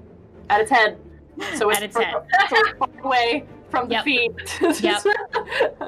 I'm just gonna use 1 because I don't want to incinerate our friend. Yeah, absolutely. But yeah, so it is sum plus dice, so I'm rolling. So if you roll 1d6 for the damage, correct? Let me look. Oh, hang on. Yep, sum plus dice damage to all creatures within 6 inches. So yeah, if you roll 1d6, that d6 plus your die. So that's sum is 1. Wait. Okay. How's it Yep. work? I rolled a 4 on the die. So 5 damage altogether. There you go. 5 damage. 5 fire damage. Okay. I'm going to roll a luck check to see. You have fully taken away all of this owl's hit protection. I'm going to roll 2 luck checks, actually. One to see if it just reflexively drops Parsnip, and the other to see if it just decides that it is not worth it. This mouse is not worth Fair. it. Drop our baby. It does not reflexively drop Parsnip, but it does scream out in pain. Can they I feel hit it? bad. It screams out in pain, but darts up another 2 or 3 feet, and then balks, falters, and opens its claw and lets Parsnip fall. Oh, I'm catching them. I'm catching them. Roll a dex check. Eee! That's a 10. My dex is 9. Can I also try to Ooh. roll, like, to run and, like, Yeah, get under? go for it. Okay. All right. All of us are gonna try to catch Parsnip. I mean, Poor mouse. Trust fall! That is Oh. a 4, and my dex is 7. Amazing. 4. So you successfully catch Parsnip. Now, this is a choice for you. You can choose to take all or some of the damage that Parsnip.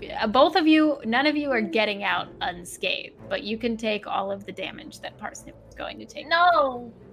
Or you can take half. You can kind of brace the fall, but drop them a little bit to the ground. Because it's they're falling from a very high height. I can take it. What's your HP? 3. Okay. All right. Wait, what's your strength? 12. Okay. Lord. That's because my HP is 4 and my strength is 10. So, Strong mouse. I guess we'll do half and half. Okay.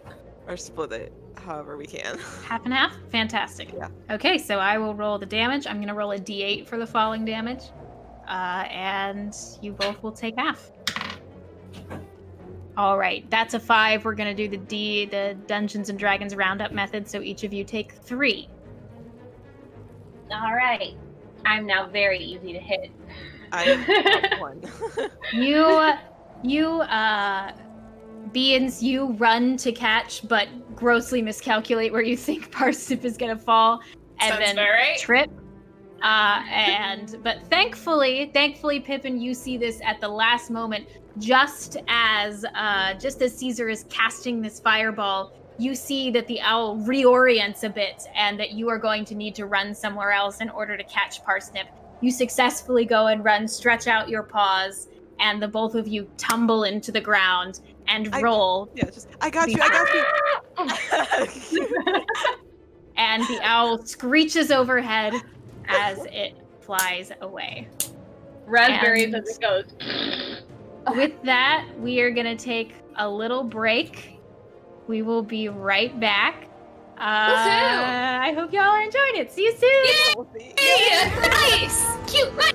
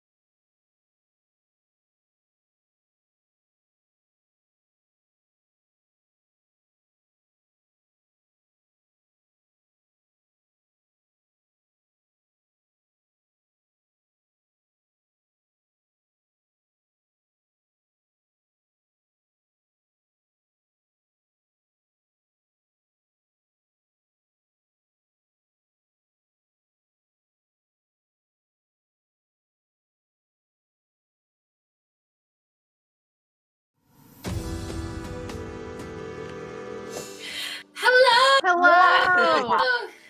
Welcome back. Welcome back to Roundtable. We previously left our daring mouse adventurers as they just escaped the clutches of a predatory owl, which for some reason was out in the daytime. Strange mysteries. Will we ever solve them? No. Midnight snack. We I won't. do that to my fridge all the time. Exactly. It's the midnight snack. Are you saying that we're the owl's fridge? Got it. Yes. Yeah. The whole world is the The owl's world is your fridge. fridge. The Yeah. world is your fridge, world is your children. So all of you have successfully landed with, harm, but not as bad as it could be. You have taken 2 turns of watch, which is 2 6-hour segments. You've been traveling for about 12 hours now. Thank you for catching me. Wow. Welcome. You're welcome. Are you okay? That was a long fall. Yeah, I'm fine. I'm a little banged up, but it's when you have slept wrong and you feel funny, I feel like that. Oh, yeah. All the time. Yeah, definitely understand that. And blood, but it's fine. I stand up, help her up, and kind of dust them off a little. There you go. Thank you so much. You're so nice. I'm sorry. I should run faster next time. Do you need healing? I still have those heal tablets. I have the one heal tablet. Oh, well, that's all right. I think you got hurt quite a bit earlier. You could do that instead for yourself. Might be a good time to take a bit of a rest. We've been traveling for a while. True. When does the sun go down? Or what time of day is it?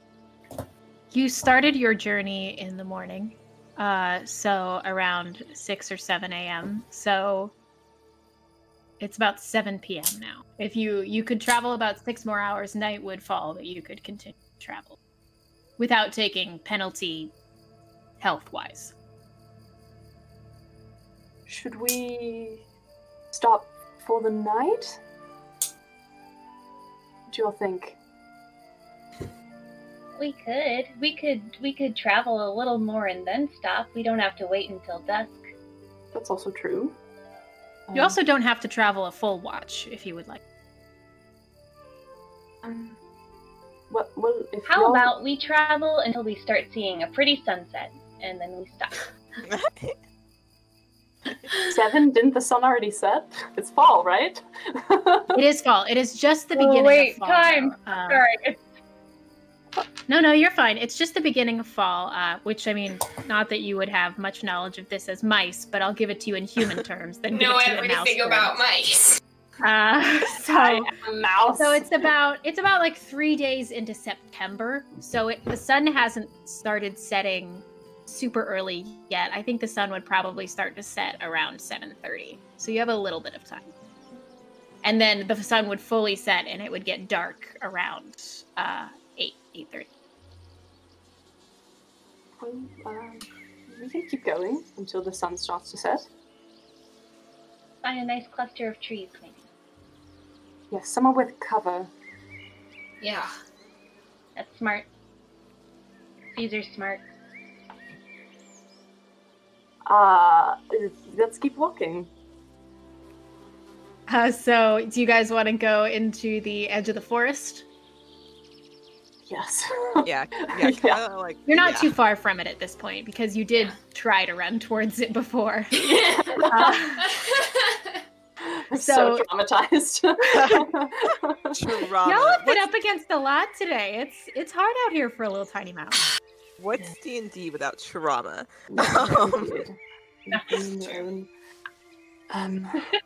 So you all make your way. You find your way to the edge of the forest, and the terrain is a little more difficult here because you are climbing up and over roots of trees as you travel. But just as the sun begins to truly set, you find a particularly knotted part of the tree roots that you could probably make camp in for the night. This looks comfortable. How about we stay here? Sounds good to me. How about I gather a couple of sticks and we can make a little fire for the night. Sounds the smallest little fire. Mouse fire. Mouse fire. Pippin kind of like scurries away, like not far, just enough where they can pick up a couple of little sticks and put them in a little pile and wants to make a little fire. Love it. I'll help with that. I have experience making fires. Oh, great! I love having the help. Oh, yeah. We'll make a little lean-to against the roots of the trees, little sticks for all of them to sleep in. Oh my Yeah. god. Yeah. I'll help them with that. Mouse camping. Mouse camp. Mouse camp, Every mouse time you do something, I'm gonna be like, mouse camp, mouse fire. Lovely. And are y'all dipping into your rations for the night, or would you like to try to find food out where you are? I can Yeah, go we're doing search for food some. mechanics here, baby. I can go look for some. Yeah. Yeah, very. You got so excited. I'm very excited. Would you like to search out in that meadowy part that you were in, or deeper into the forest? Oh, fuck no. I would rather go into the forest. Absolutely. I heard a bird. I'm so on edge. The immersion. Go with Caesar. I'm going to kind of like hunt around where I am, but just kind of scouting out a little area right next to where we've set up our Absolutely. meet to. I was gonna say make a luck check, but I'd rather you make a will roll to see. I'll make a luck check to see how much food is around here. You guys make a will roll to see how good you are at finding. I rolled an 8, and my will is 10. Lovely. Oh gosh. I rolled a 10, and my will is, 8, so I did. Yeah, I was gonna say I rolled a 9 and my will is 8. Amazing. So now just remind me, Caesar and Parsnip are together searching, correct? Okay, so you guys venture into the forest a bit to search. Caesar, you are having pretty good luck. Parsnip, you are distracted. You've never been in the forest before. It's a new location. But yeah, as you are searching, you begin to find things. If you guys would like to have conversation or anything, you may, and I'll tell you what you find. You're so good at finding food. I found a leaf. Part of a leaf. It's a very nice leaf. I do a good bit of traveling for my, I guess, lifestyle. Feels really pompous when you call it that, but yeah, I travel a lot. No, it doesn't. You're an amazing singer. You made up that song on the spot about Horace. Ah, well, thank you very much. Yes, yes. Over here, these are some really good berries. Although you have to be careful. They look sort of similar to a particular type that is poisonous. But the trick is you take some and you put it on the tip of your tongue, and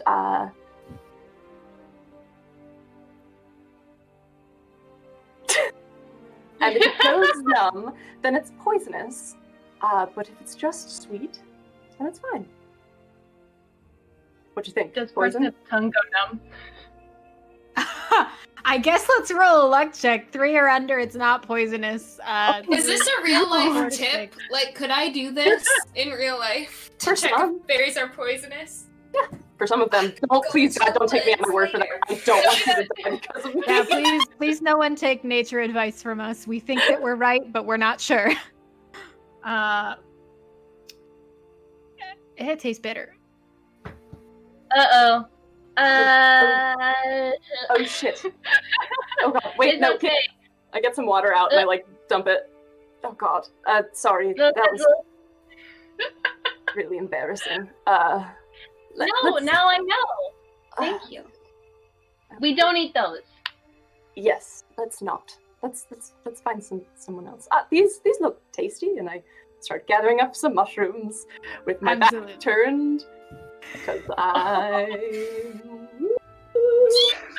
As you embarrassedly begin to gather up mushrooms, you stick out a little paw to grab onto one, and you find that another paw has already grabbed onto it. Oh, You sorry, look up it's the and first you thing I found, see. so I was it What? Snip's paw or was it someone else's? Oh, somebody else's paw, but parsnips can go for it too. Hey, just 3 paws. You look up and you see a brown furred. It's not a mouse. It's something else, but it looks very like you. And it stares up at you and then tugs back. Hello. Who are you? Who are you? Where are my manners? It's Caesar Skimbledown. Nice to meet you. This is my travel companion, Parsnip. Nice to meet someone who isn't apparently going to eat us imminently. What's your name? That's Soon. just meeting. None of these animals speak exactly the same language as you, so those large words are rough. Perfect.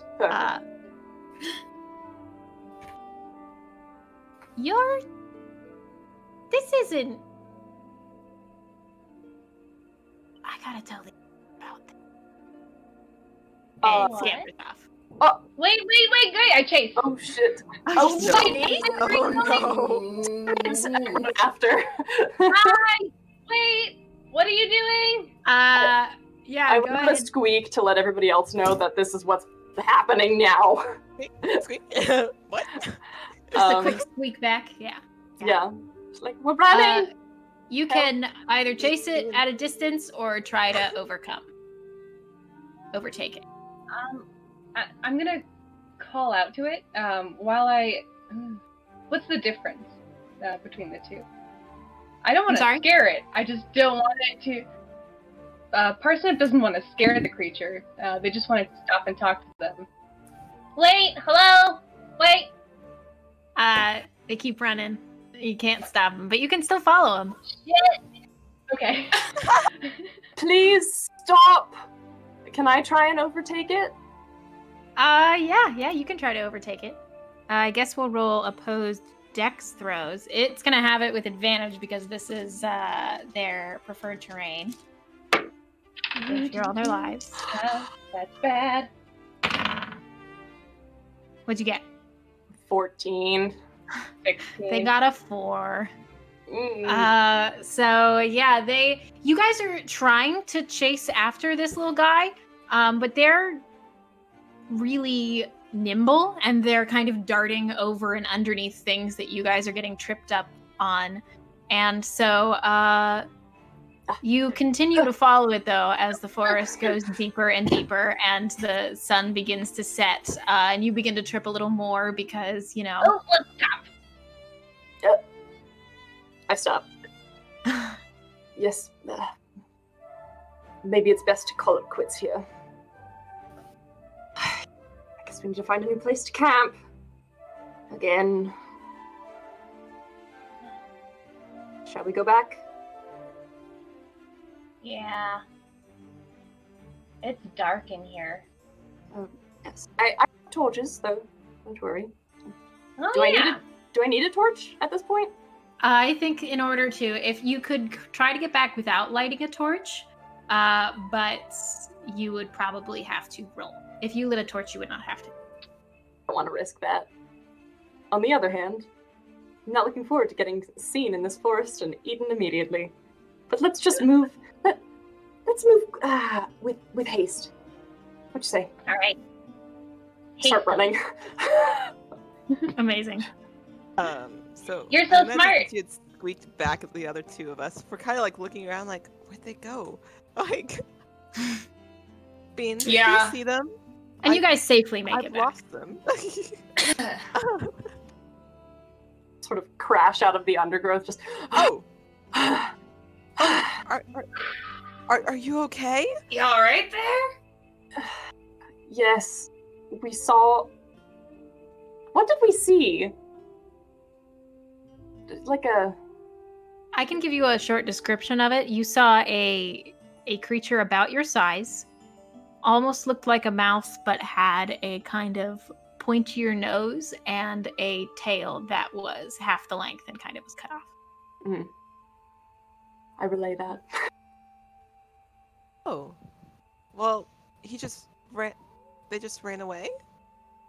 They said that they were going to let someone know that we were here, right?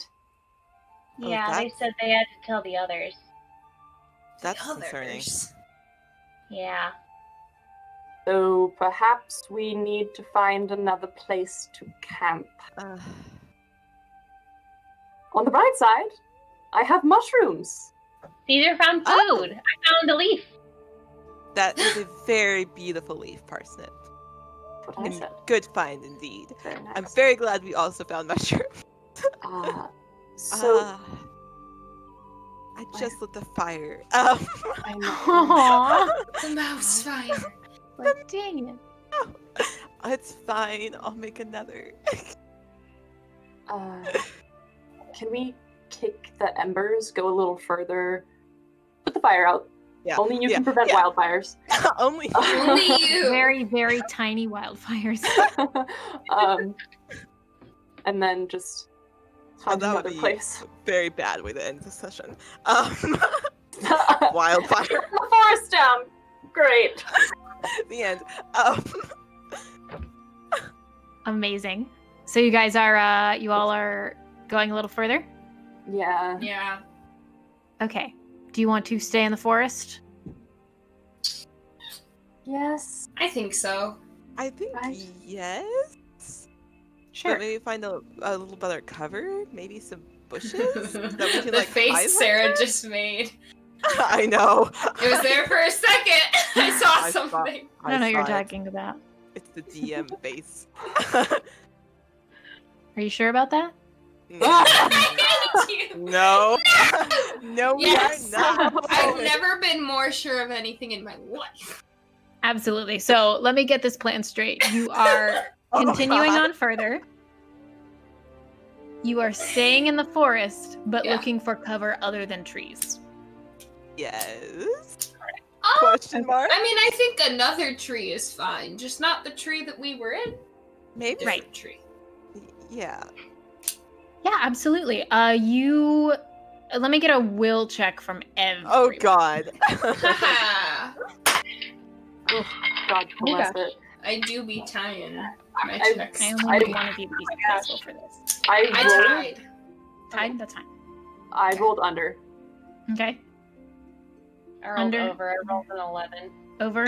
I rolled a 10, which is also over. Okay, that's fine. It's not so much if none of you had rolled, it would have been completely unsuccessful, but two of you did. So, you travel on a little further. It's difficult to find a new place because it's dark outside now, and you're not quite sure where you land because again it's dark, so you don't really have a sense of your surroundings, only of the place that you find in order to stay.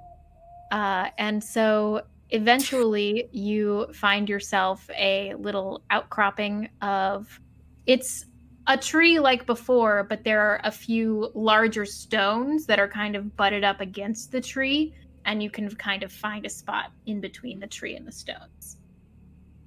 Mouse cave.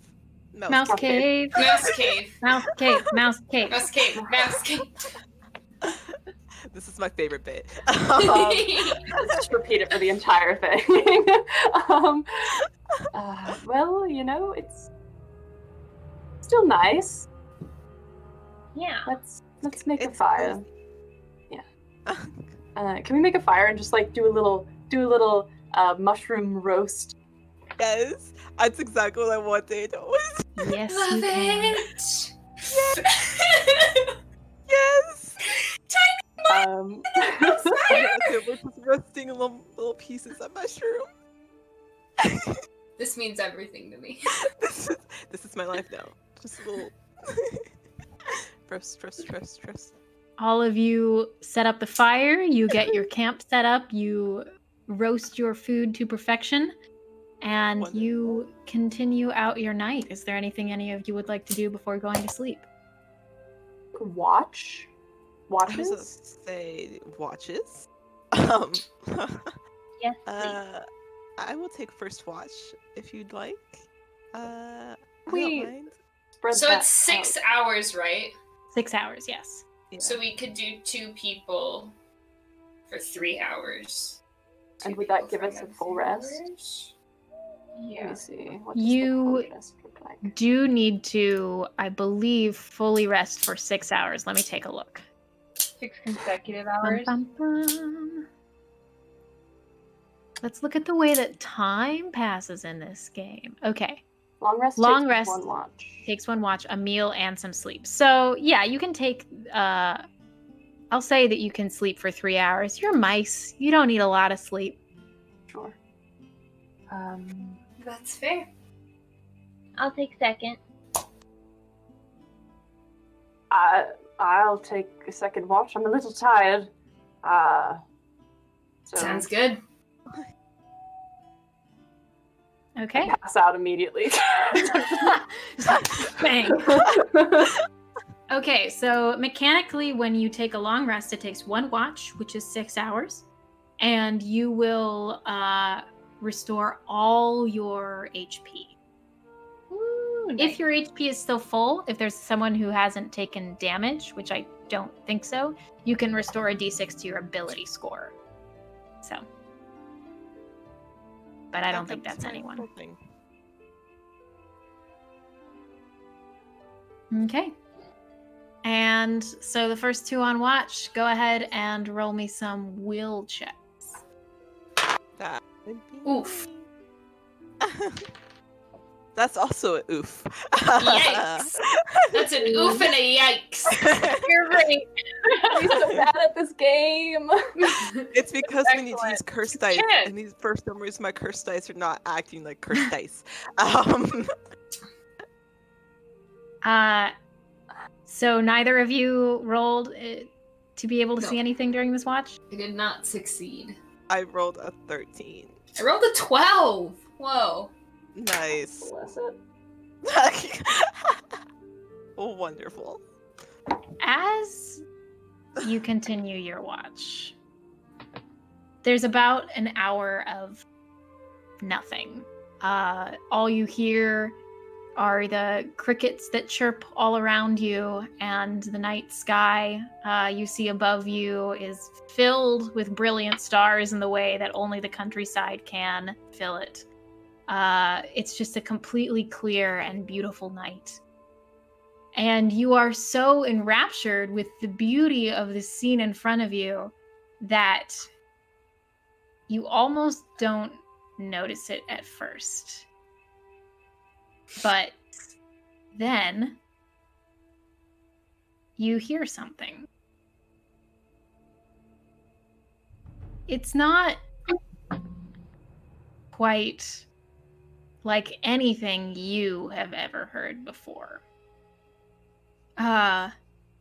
Before you've heard things rustling through the underbrush, the way that the toad moved. But this time you hear almost nothing, which is why you didn't hear it at first. And then you hear a soft, almost like you can't tell where it's coming from. I knew it. I knew it!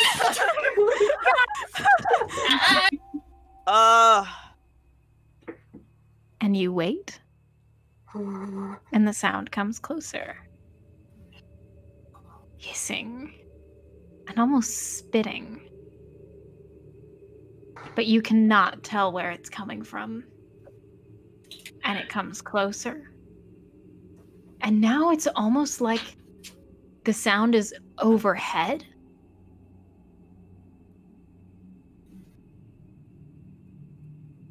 And then you hear it fade as the rest of your watch passes peacefully. Oh, Oh Stop! my god. I You know hate what, audience? I can smell you. That's all I was thinking the entire time. Yes. Yes. Well, your turn, guys. It was totally fine. Nothing happened. It was It was really so nice. uneventful. I mean, The sky Man. is beautiful. Great. you're the gonna sky- be fine. Yeah, it The was. sky was fine. so beautiful. It's a beautiful night. Good night. Instantly asleep. So you guys don't tell us that you heard anything? I guess not. To be fair though, we all didn't. We don't know what it is. Like That's to be true. fair though, Worry you. yeah, we don't know what it is, so it could have just been like a bug we'd never heard before. We had no idea. Alrighty. We all Pippin's rolled- internal monologue. Yeah, I'm not saying anything. It was probably just a bug. It was like a bug, cause like there's nothing out there that makes that sound. No. There was weird bug noises, just so you guys know. Oh, interesting. It was strange. Just so you know, keep an eye out. That's all. For weird bugs. Alright. Weird bugs. All right. Roll your will checks. Roll those bones. Oh no! I rolled a 20! The Nat 20, baby! The one time. These are my Oh current dice! no! I rolled a 20. Oh no! I rolled a 19. Oh my god! I think Parsnip convinces Parsnip is gonna ask, do you ever play that at night? You've got the stars going, it's so beautiful. And they just heard some weird bugs, so Yes, cool.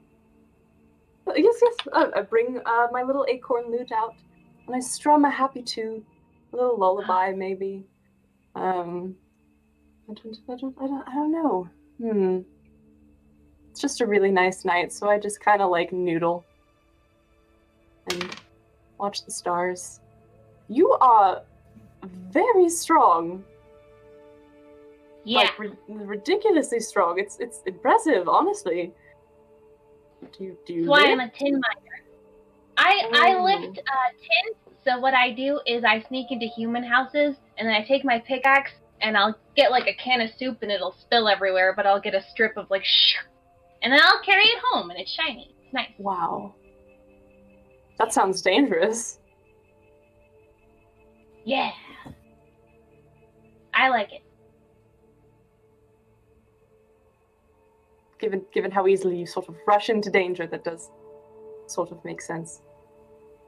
I do that. But you travel. I mean, travel is dangerous.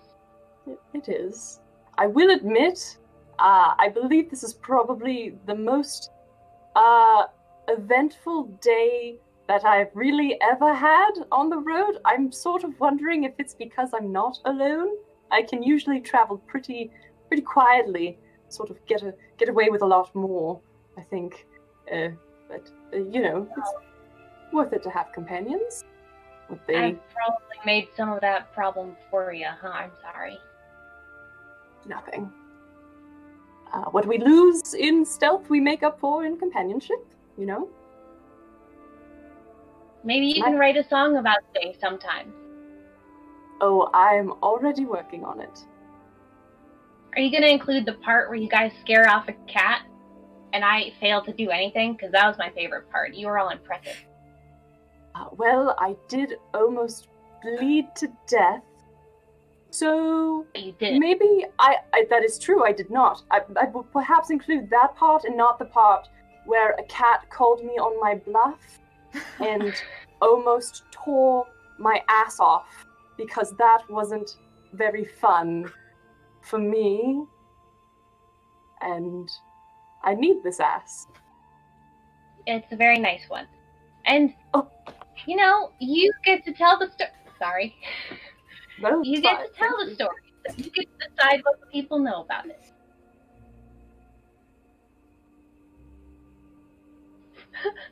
Nice night.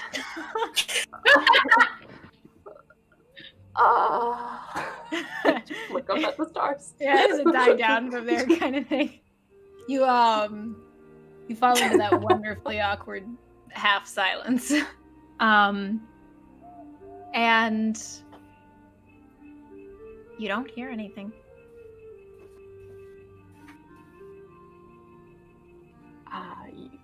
And your watch ends as Great. the sun rises.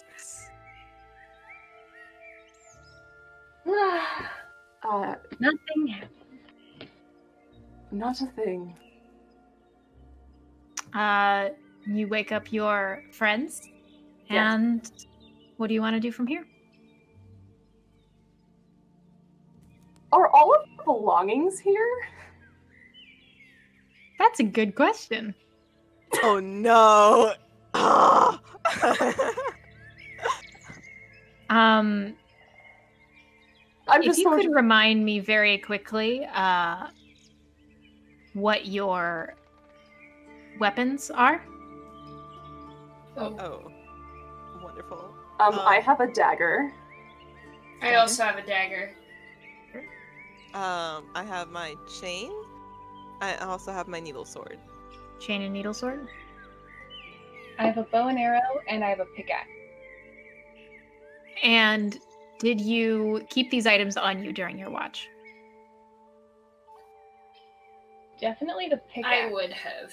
Yeah. Uh, Since I only have one, I would have kept it with me. The needle sword I keep in like the bandolier. So yes. And Yeah, I think. Well, I would have kept it nearby. Maybe I would have like taken it off, but it probably would have been like next to me.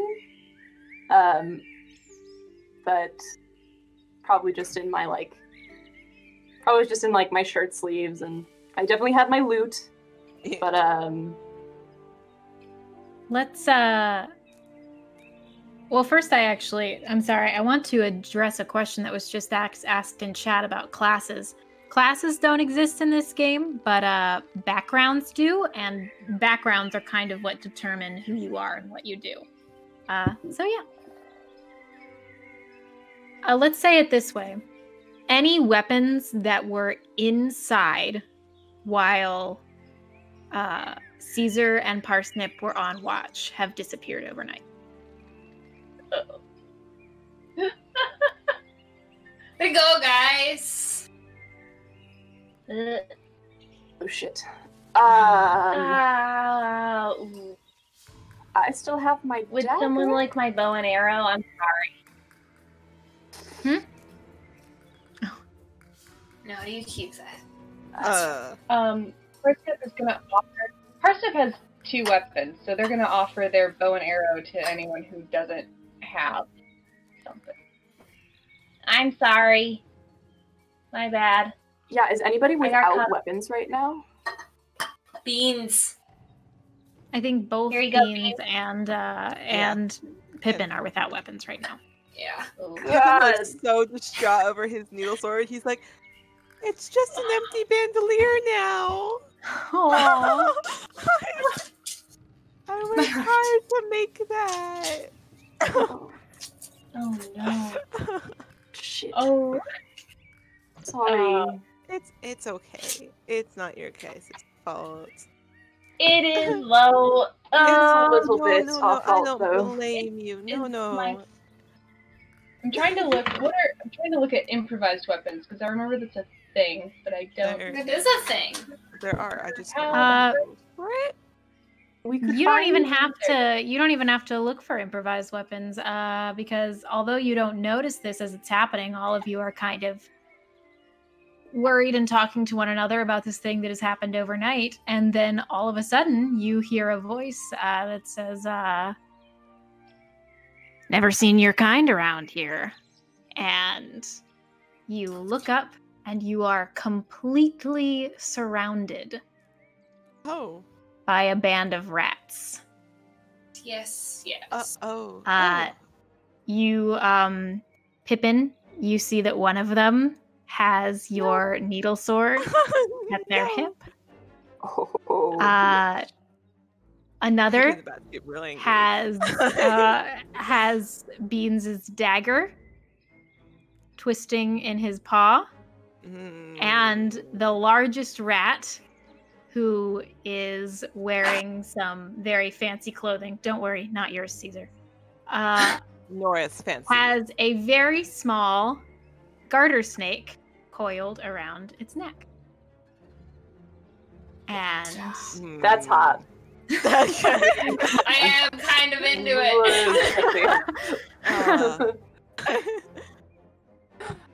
Oh, little mice are Oh. far away from home. Yep. I'm afraid you That's seem it. to have misplaced our weapons as they're now on your persons. Would you mind giving those back? I think they're in the right spot. Now, pretty dark last night. So I'm going to give you guys the opportunity this morning. Just give us all your pips and nobody gets hurt. No. Austin!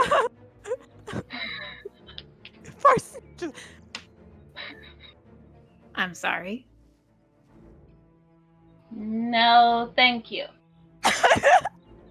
They said no. Now I appreciate the manners, but I'm not asking. And this large rat draws their weapon, which is... Let me come back up here. It looks like a hook that has been tied to the end of a stick. And Jesus. Oh, shit. All right. he says, How many are there? 5. 3. Oh. Ooh.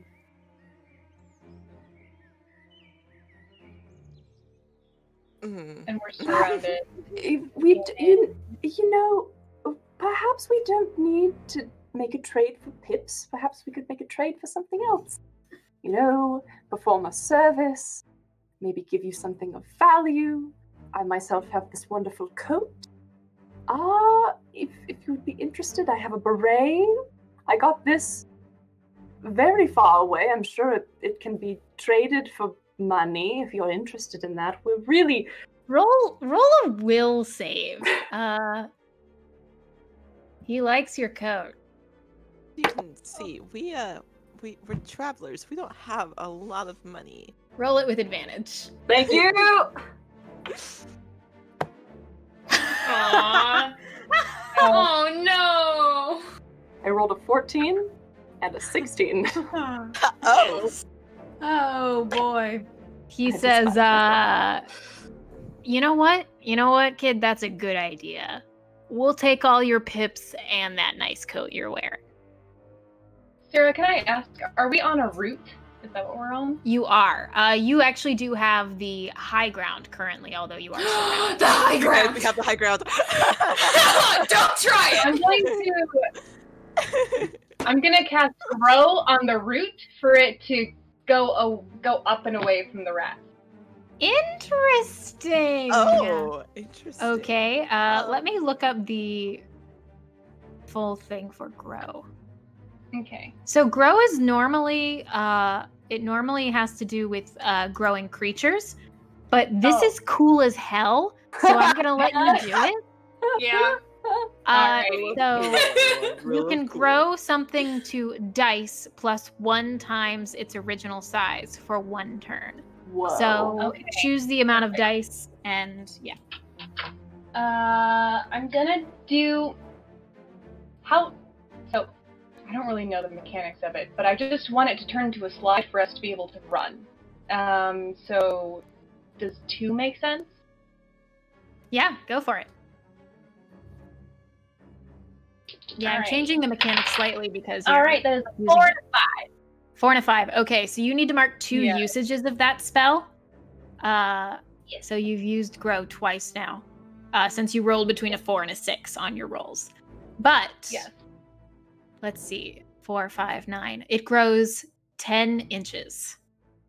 It soars over these rats' heads.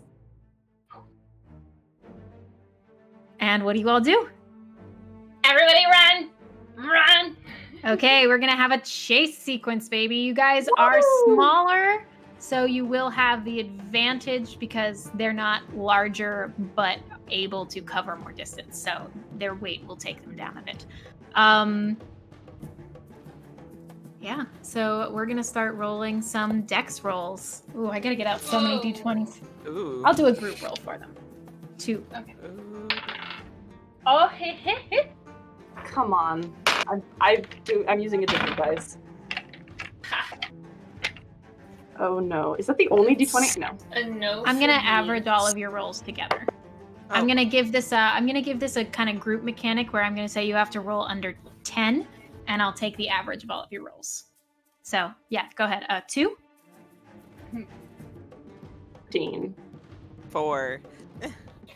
14. What was your 14?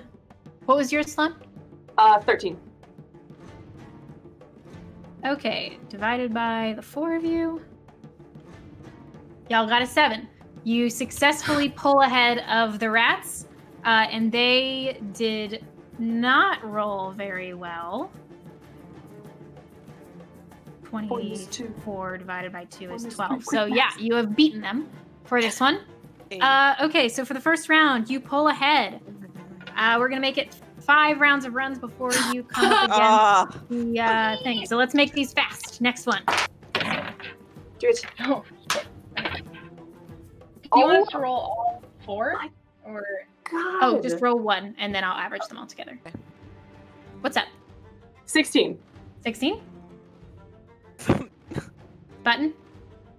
11. 11? Ivy? 7.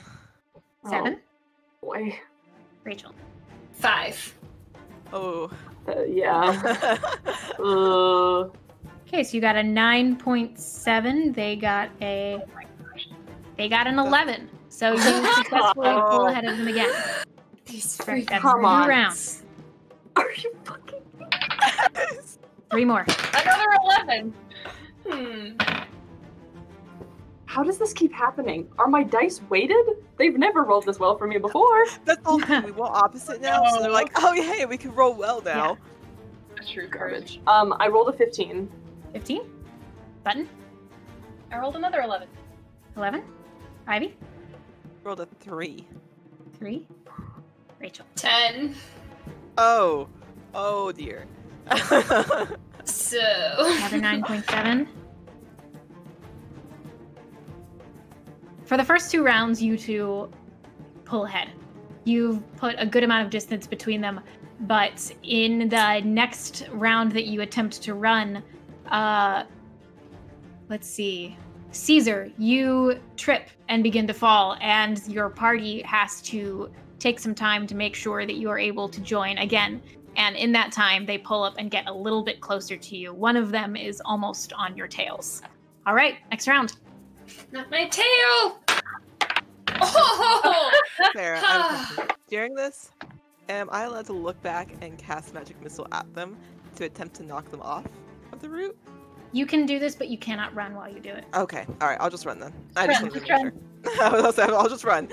Just run. What did y'all get? 3, that's good. 1, that's good. 20. 20? I got a 19. Oh man. These are my Ow. cursed dice.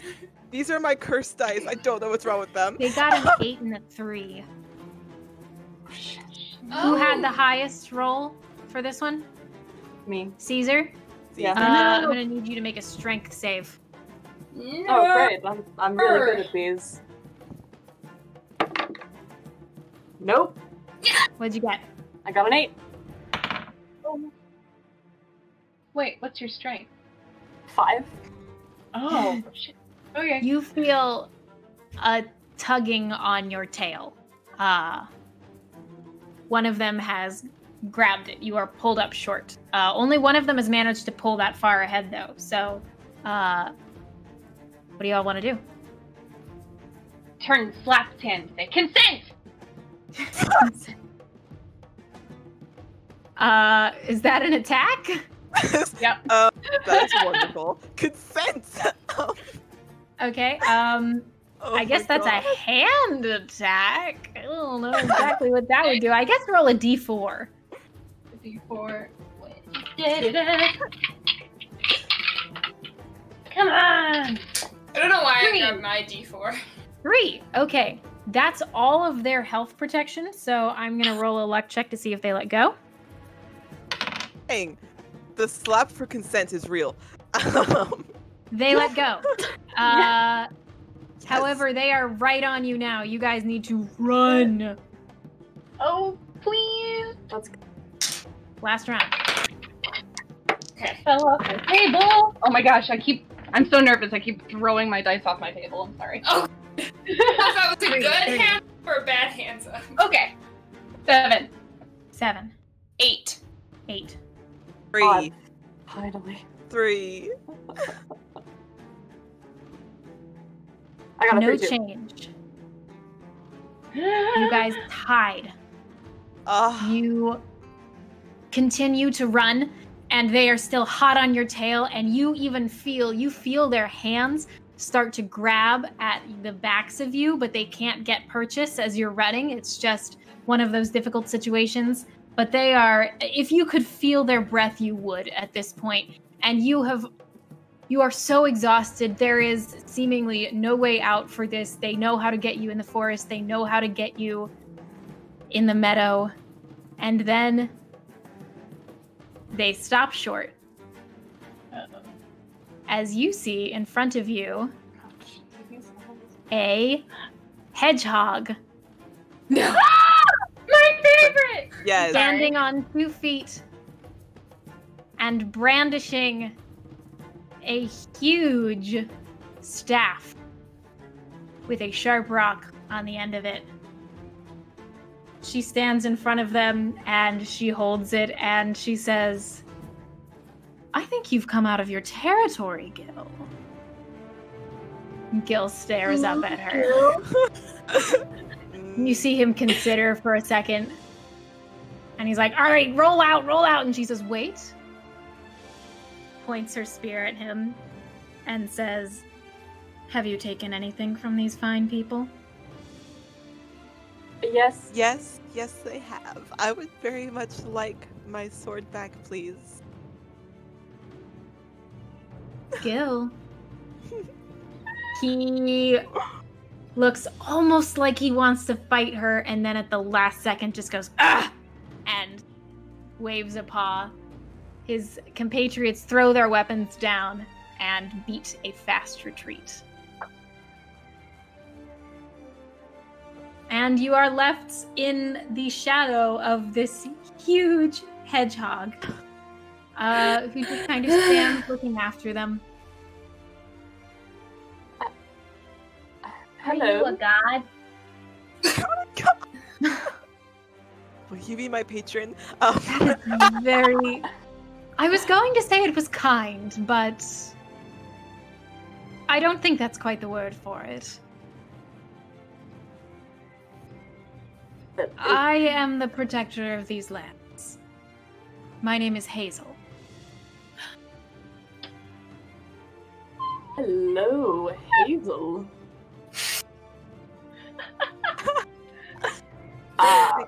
Thank you. Great We to really meet you. could have done it without you. As Now- Parrish is picking up his sword and hastily putting it back in his bandolier. I must ask what your business on these lands is before I let you continue it. We're actually just out here looking for a new home. We didn't realize there was already claims to this land. We've just been traveling trying to find a place for our colony. Oh, well, there's no claim here. Only, how do you say? This land is not a place for violence to be carried. If you do not plan on enacting any violence, then we shall not have any problem. Oh no. We're very much looking just for a new home. I mean, course. I've enacted violence before. Okay, shush, Caesar. Sorry. Don't listen to him. If that's what this land is like, it's actually perfect. We're looking for a new home for peaceful people. Ah, Nice. Our people have been struggling, and they're lacking food and safety, and so we've been traveling on their behalf to find a new place. then you are welcome here. I think I may actually have a solution for all of you. If you would let me show you. Yes, I'm not please. gonna say no to that. I would Yes. say yes, please. Yes. I stay in the shadow of the giant spiky woman. Always stay in the shadow. We like of the that. giant spiky woman. Like- We You stand with woman. the giant spiky woman. Amazing. Women. She places Oh, her God. spear on her back in between her spikes, and she drops to all fours and begins to travel northward. She turns back to you and she says, "Now, this is not a short journey. It is about 2 hours north, if you're up for it." Our Sure. journey Absolutely. has been long already. We can go a little longer. Wonderful. And she leads you. You are in this spot that kind of is right between the forest and the river. And as she leads you, it kind of reaches a bottleneck and then begins to spread back out again. You can still see the forest and the river.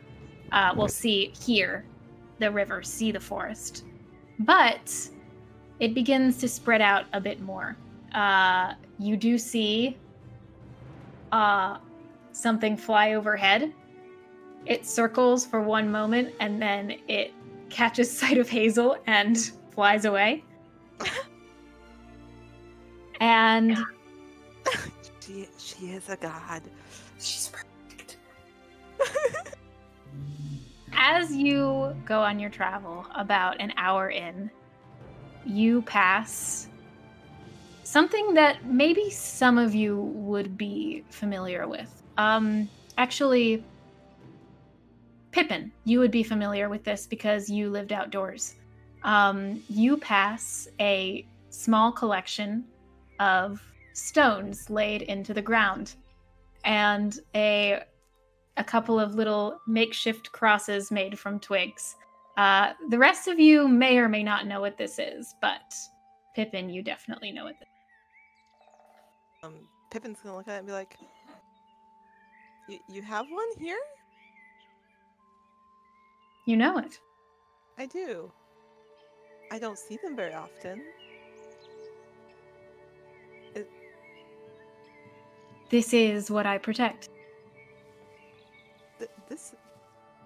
You protect them. Yes. What?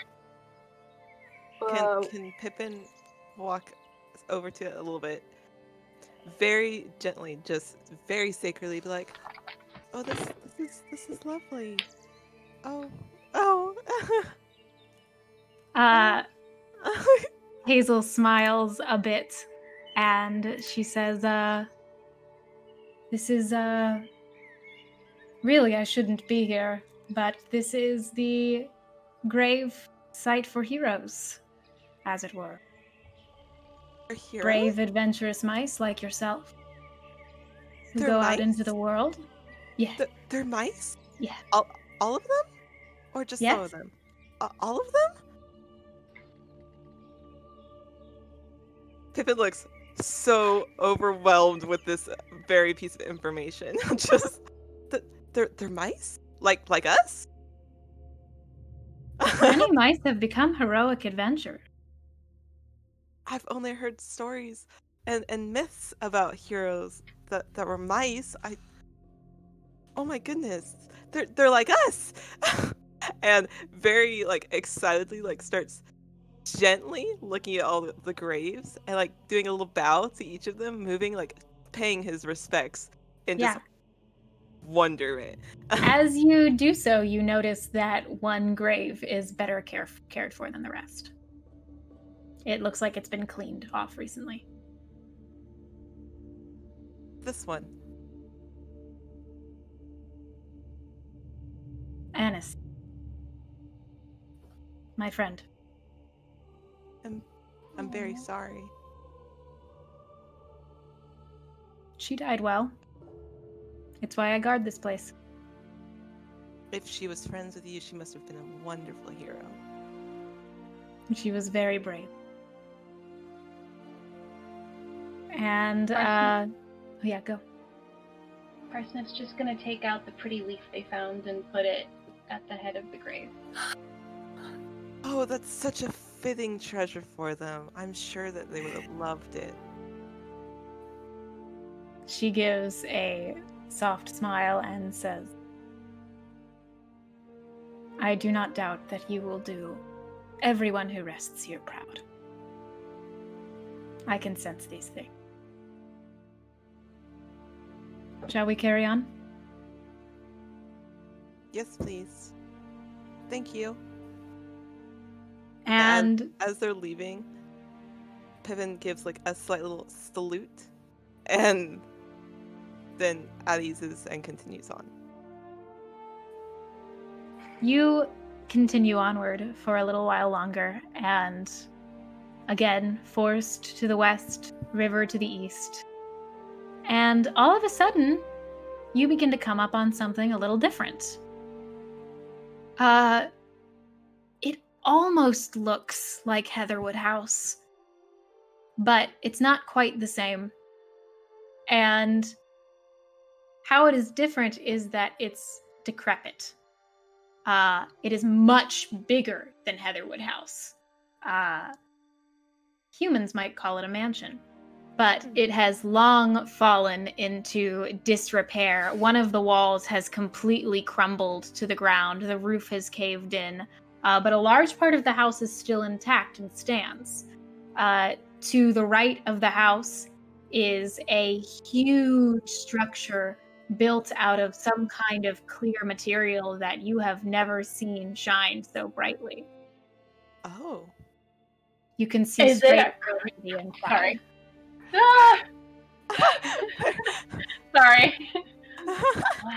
Greenhouse mouse, greenhouse. Greenhouse mouse. She turns to all of you and she says, this is a place that was once inhabited, but not by humans as long as I am.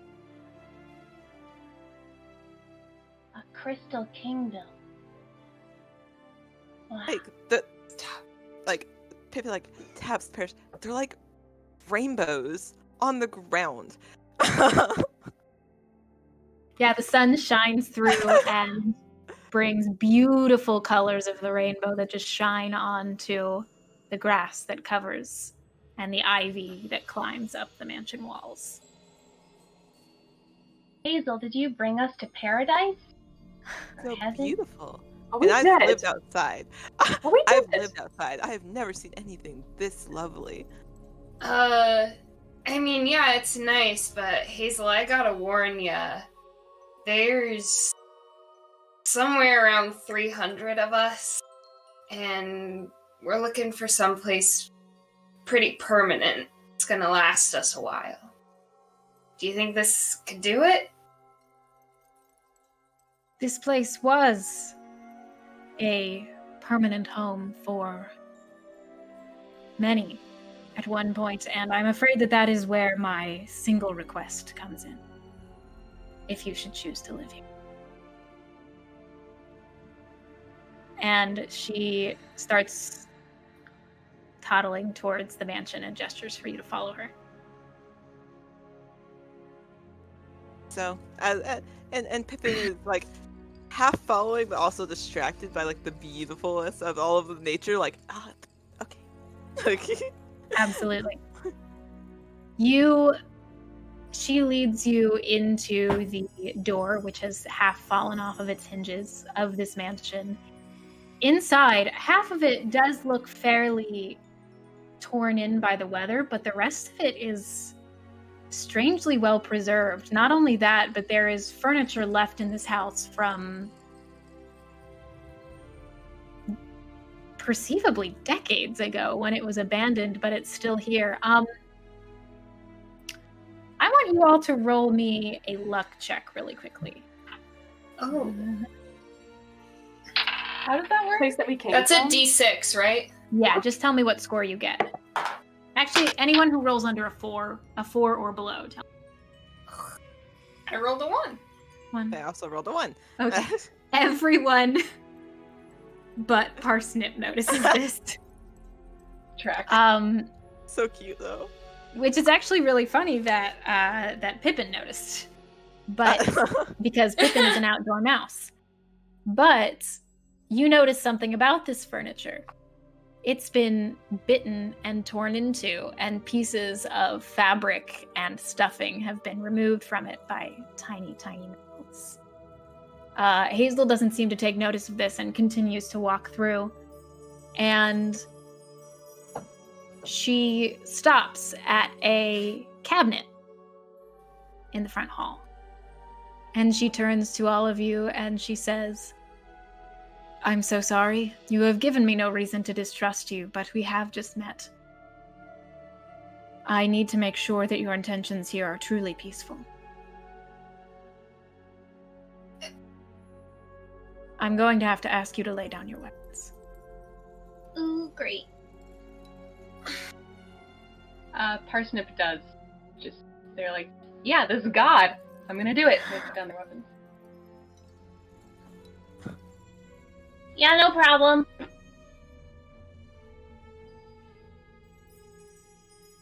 Pippin's gonna be like, again, and then like put down his I will not sword. take them.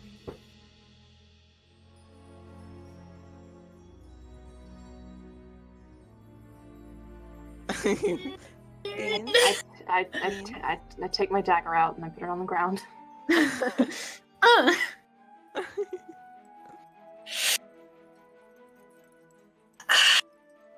Beans. Sarah! Hello. Hi, Oh, this is no. Rachel speaking. Hello. Do weapons include our spells? No. That's the whole reason I put down my sword, but not my.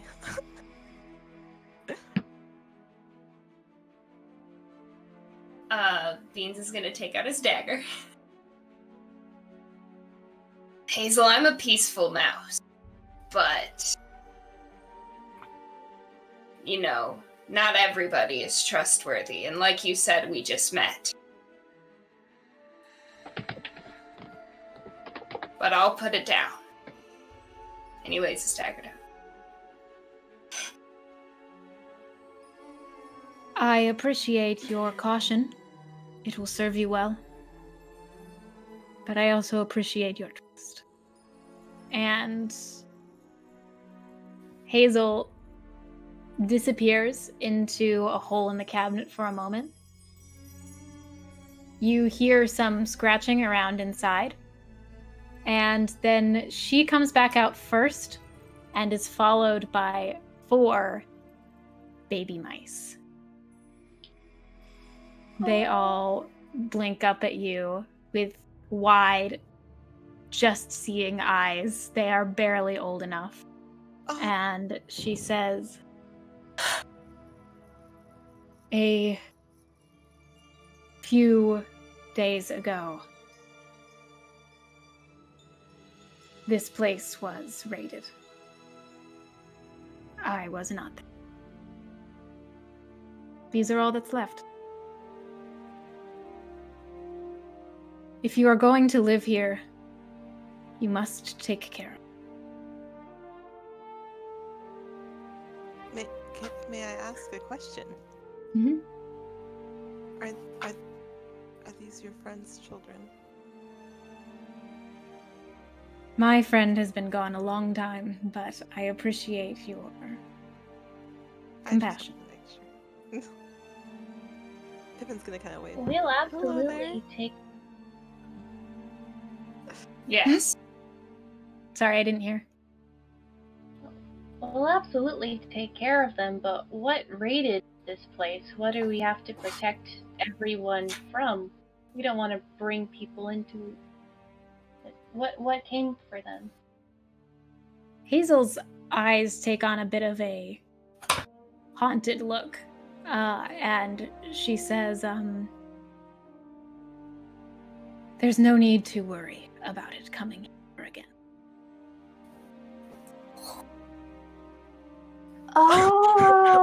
Can I please? I would like to go back towards the couch and just kind of like look around. Sure. Stick my face in there. Give a little knock on the inside. Try and listen, see if I hear anything. Nothing in there. I sniff it. Smells like mice. You pick up another scent. Something that's not as strong. Since you've traveled, I'm going to say you would know what this is possibly, so give me a will save. Come on. Come on. Come on. That is absolutely cocked. Sorry, everybody. That's a 1. You smell a fox.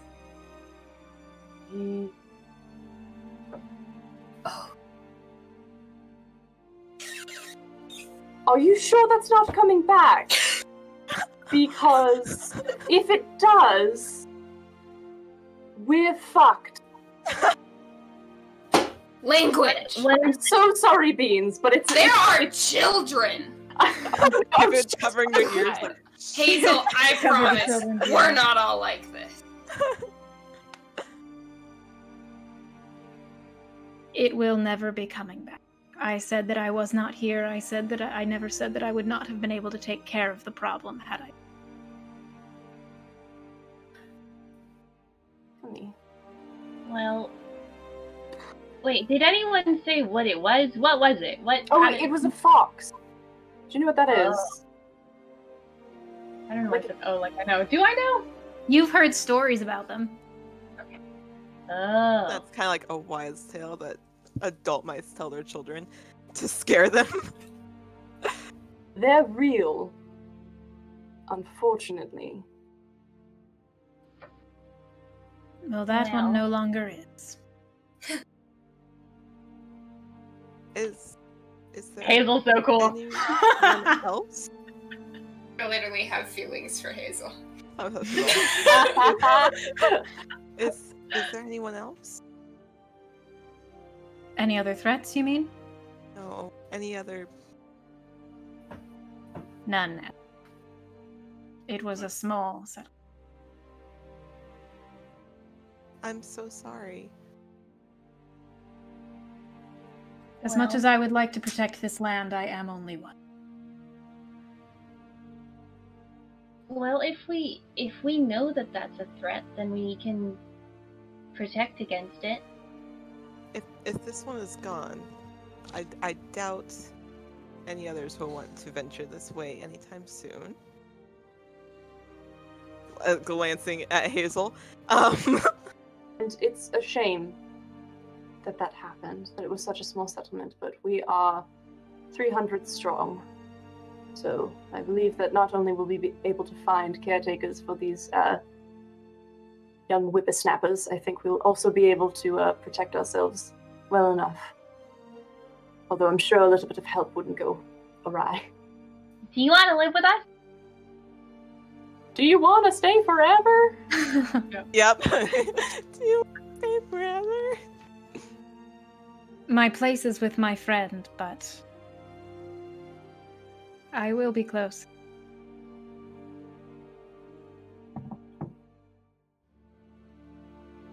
And oh, go. I was just saying, it seems like kind of a sweet deal. I feel very comfortable with this arrangement. Hazel laughs a little and is like, well, I am glad of that. And this is kind of the point in the game that all of you can decide. I've given a couple of places that you all can settle. You can decide to settle here, choose another place to try? No, I quite like it.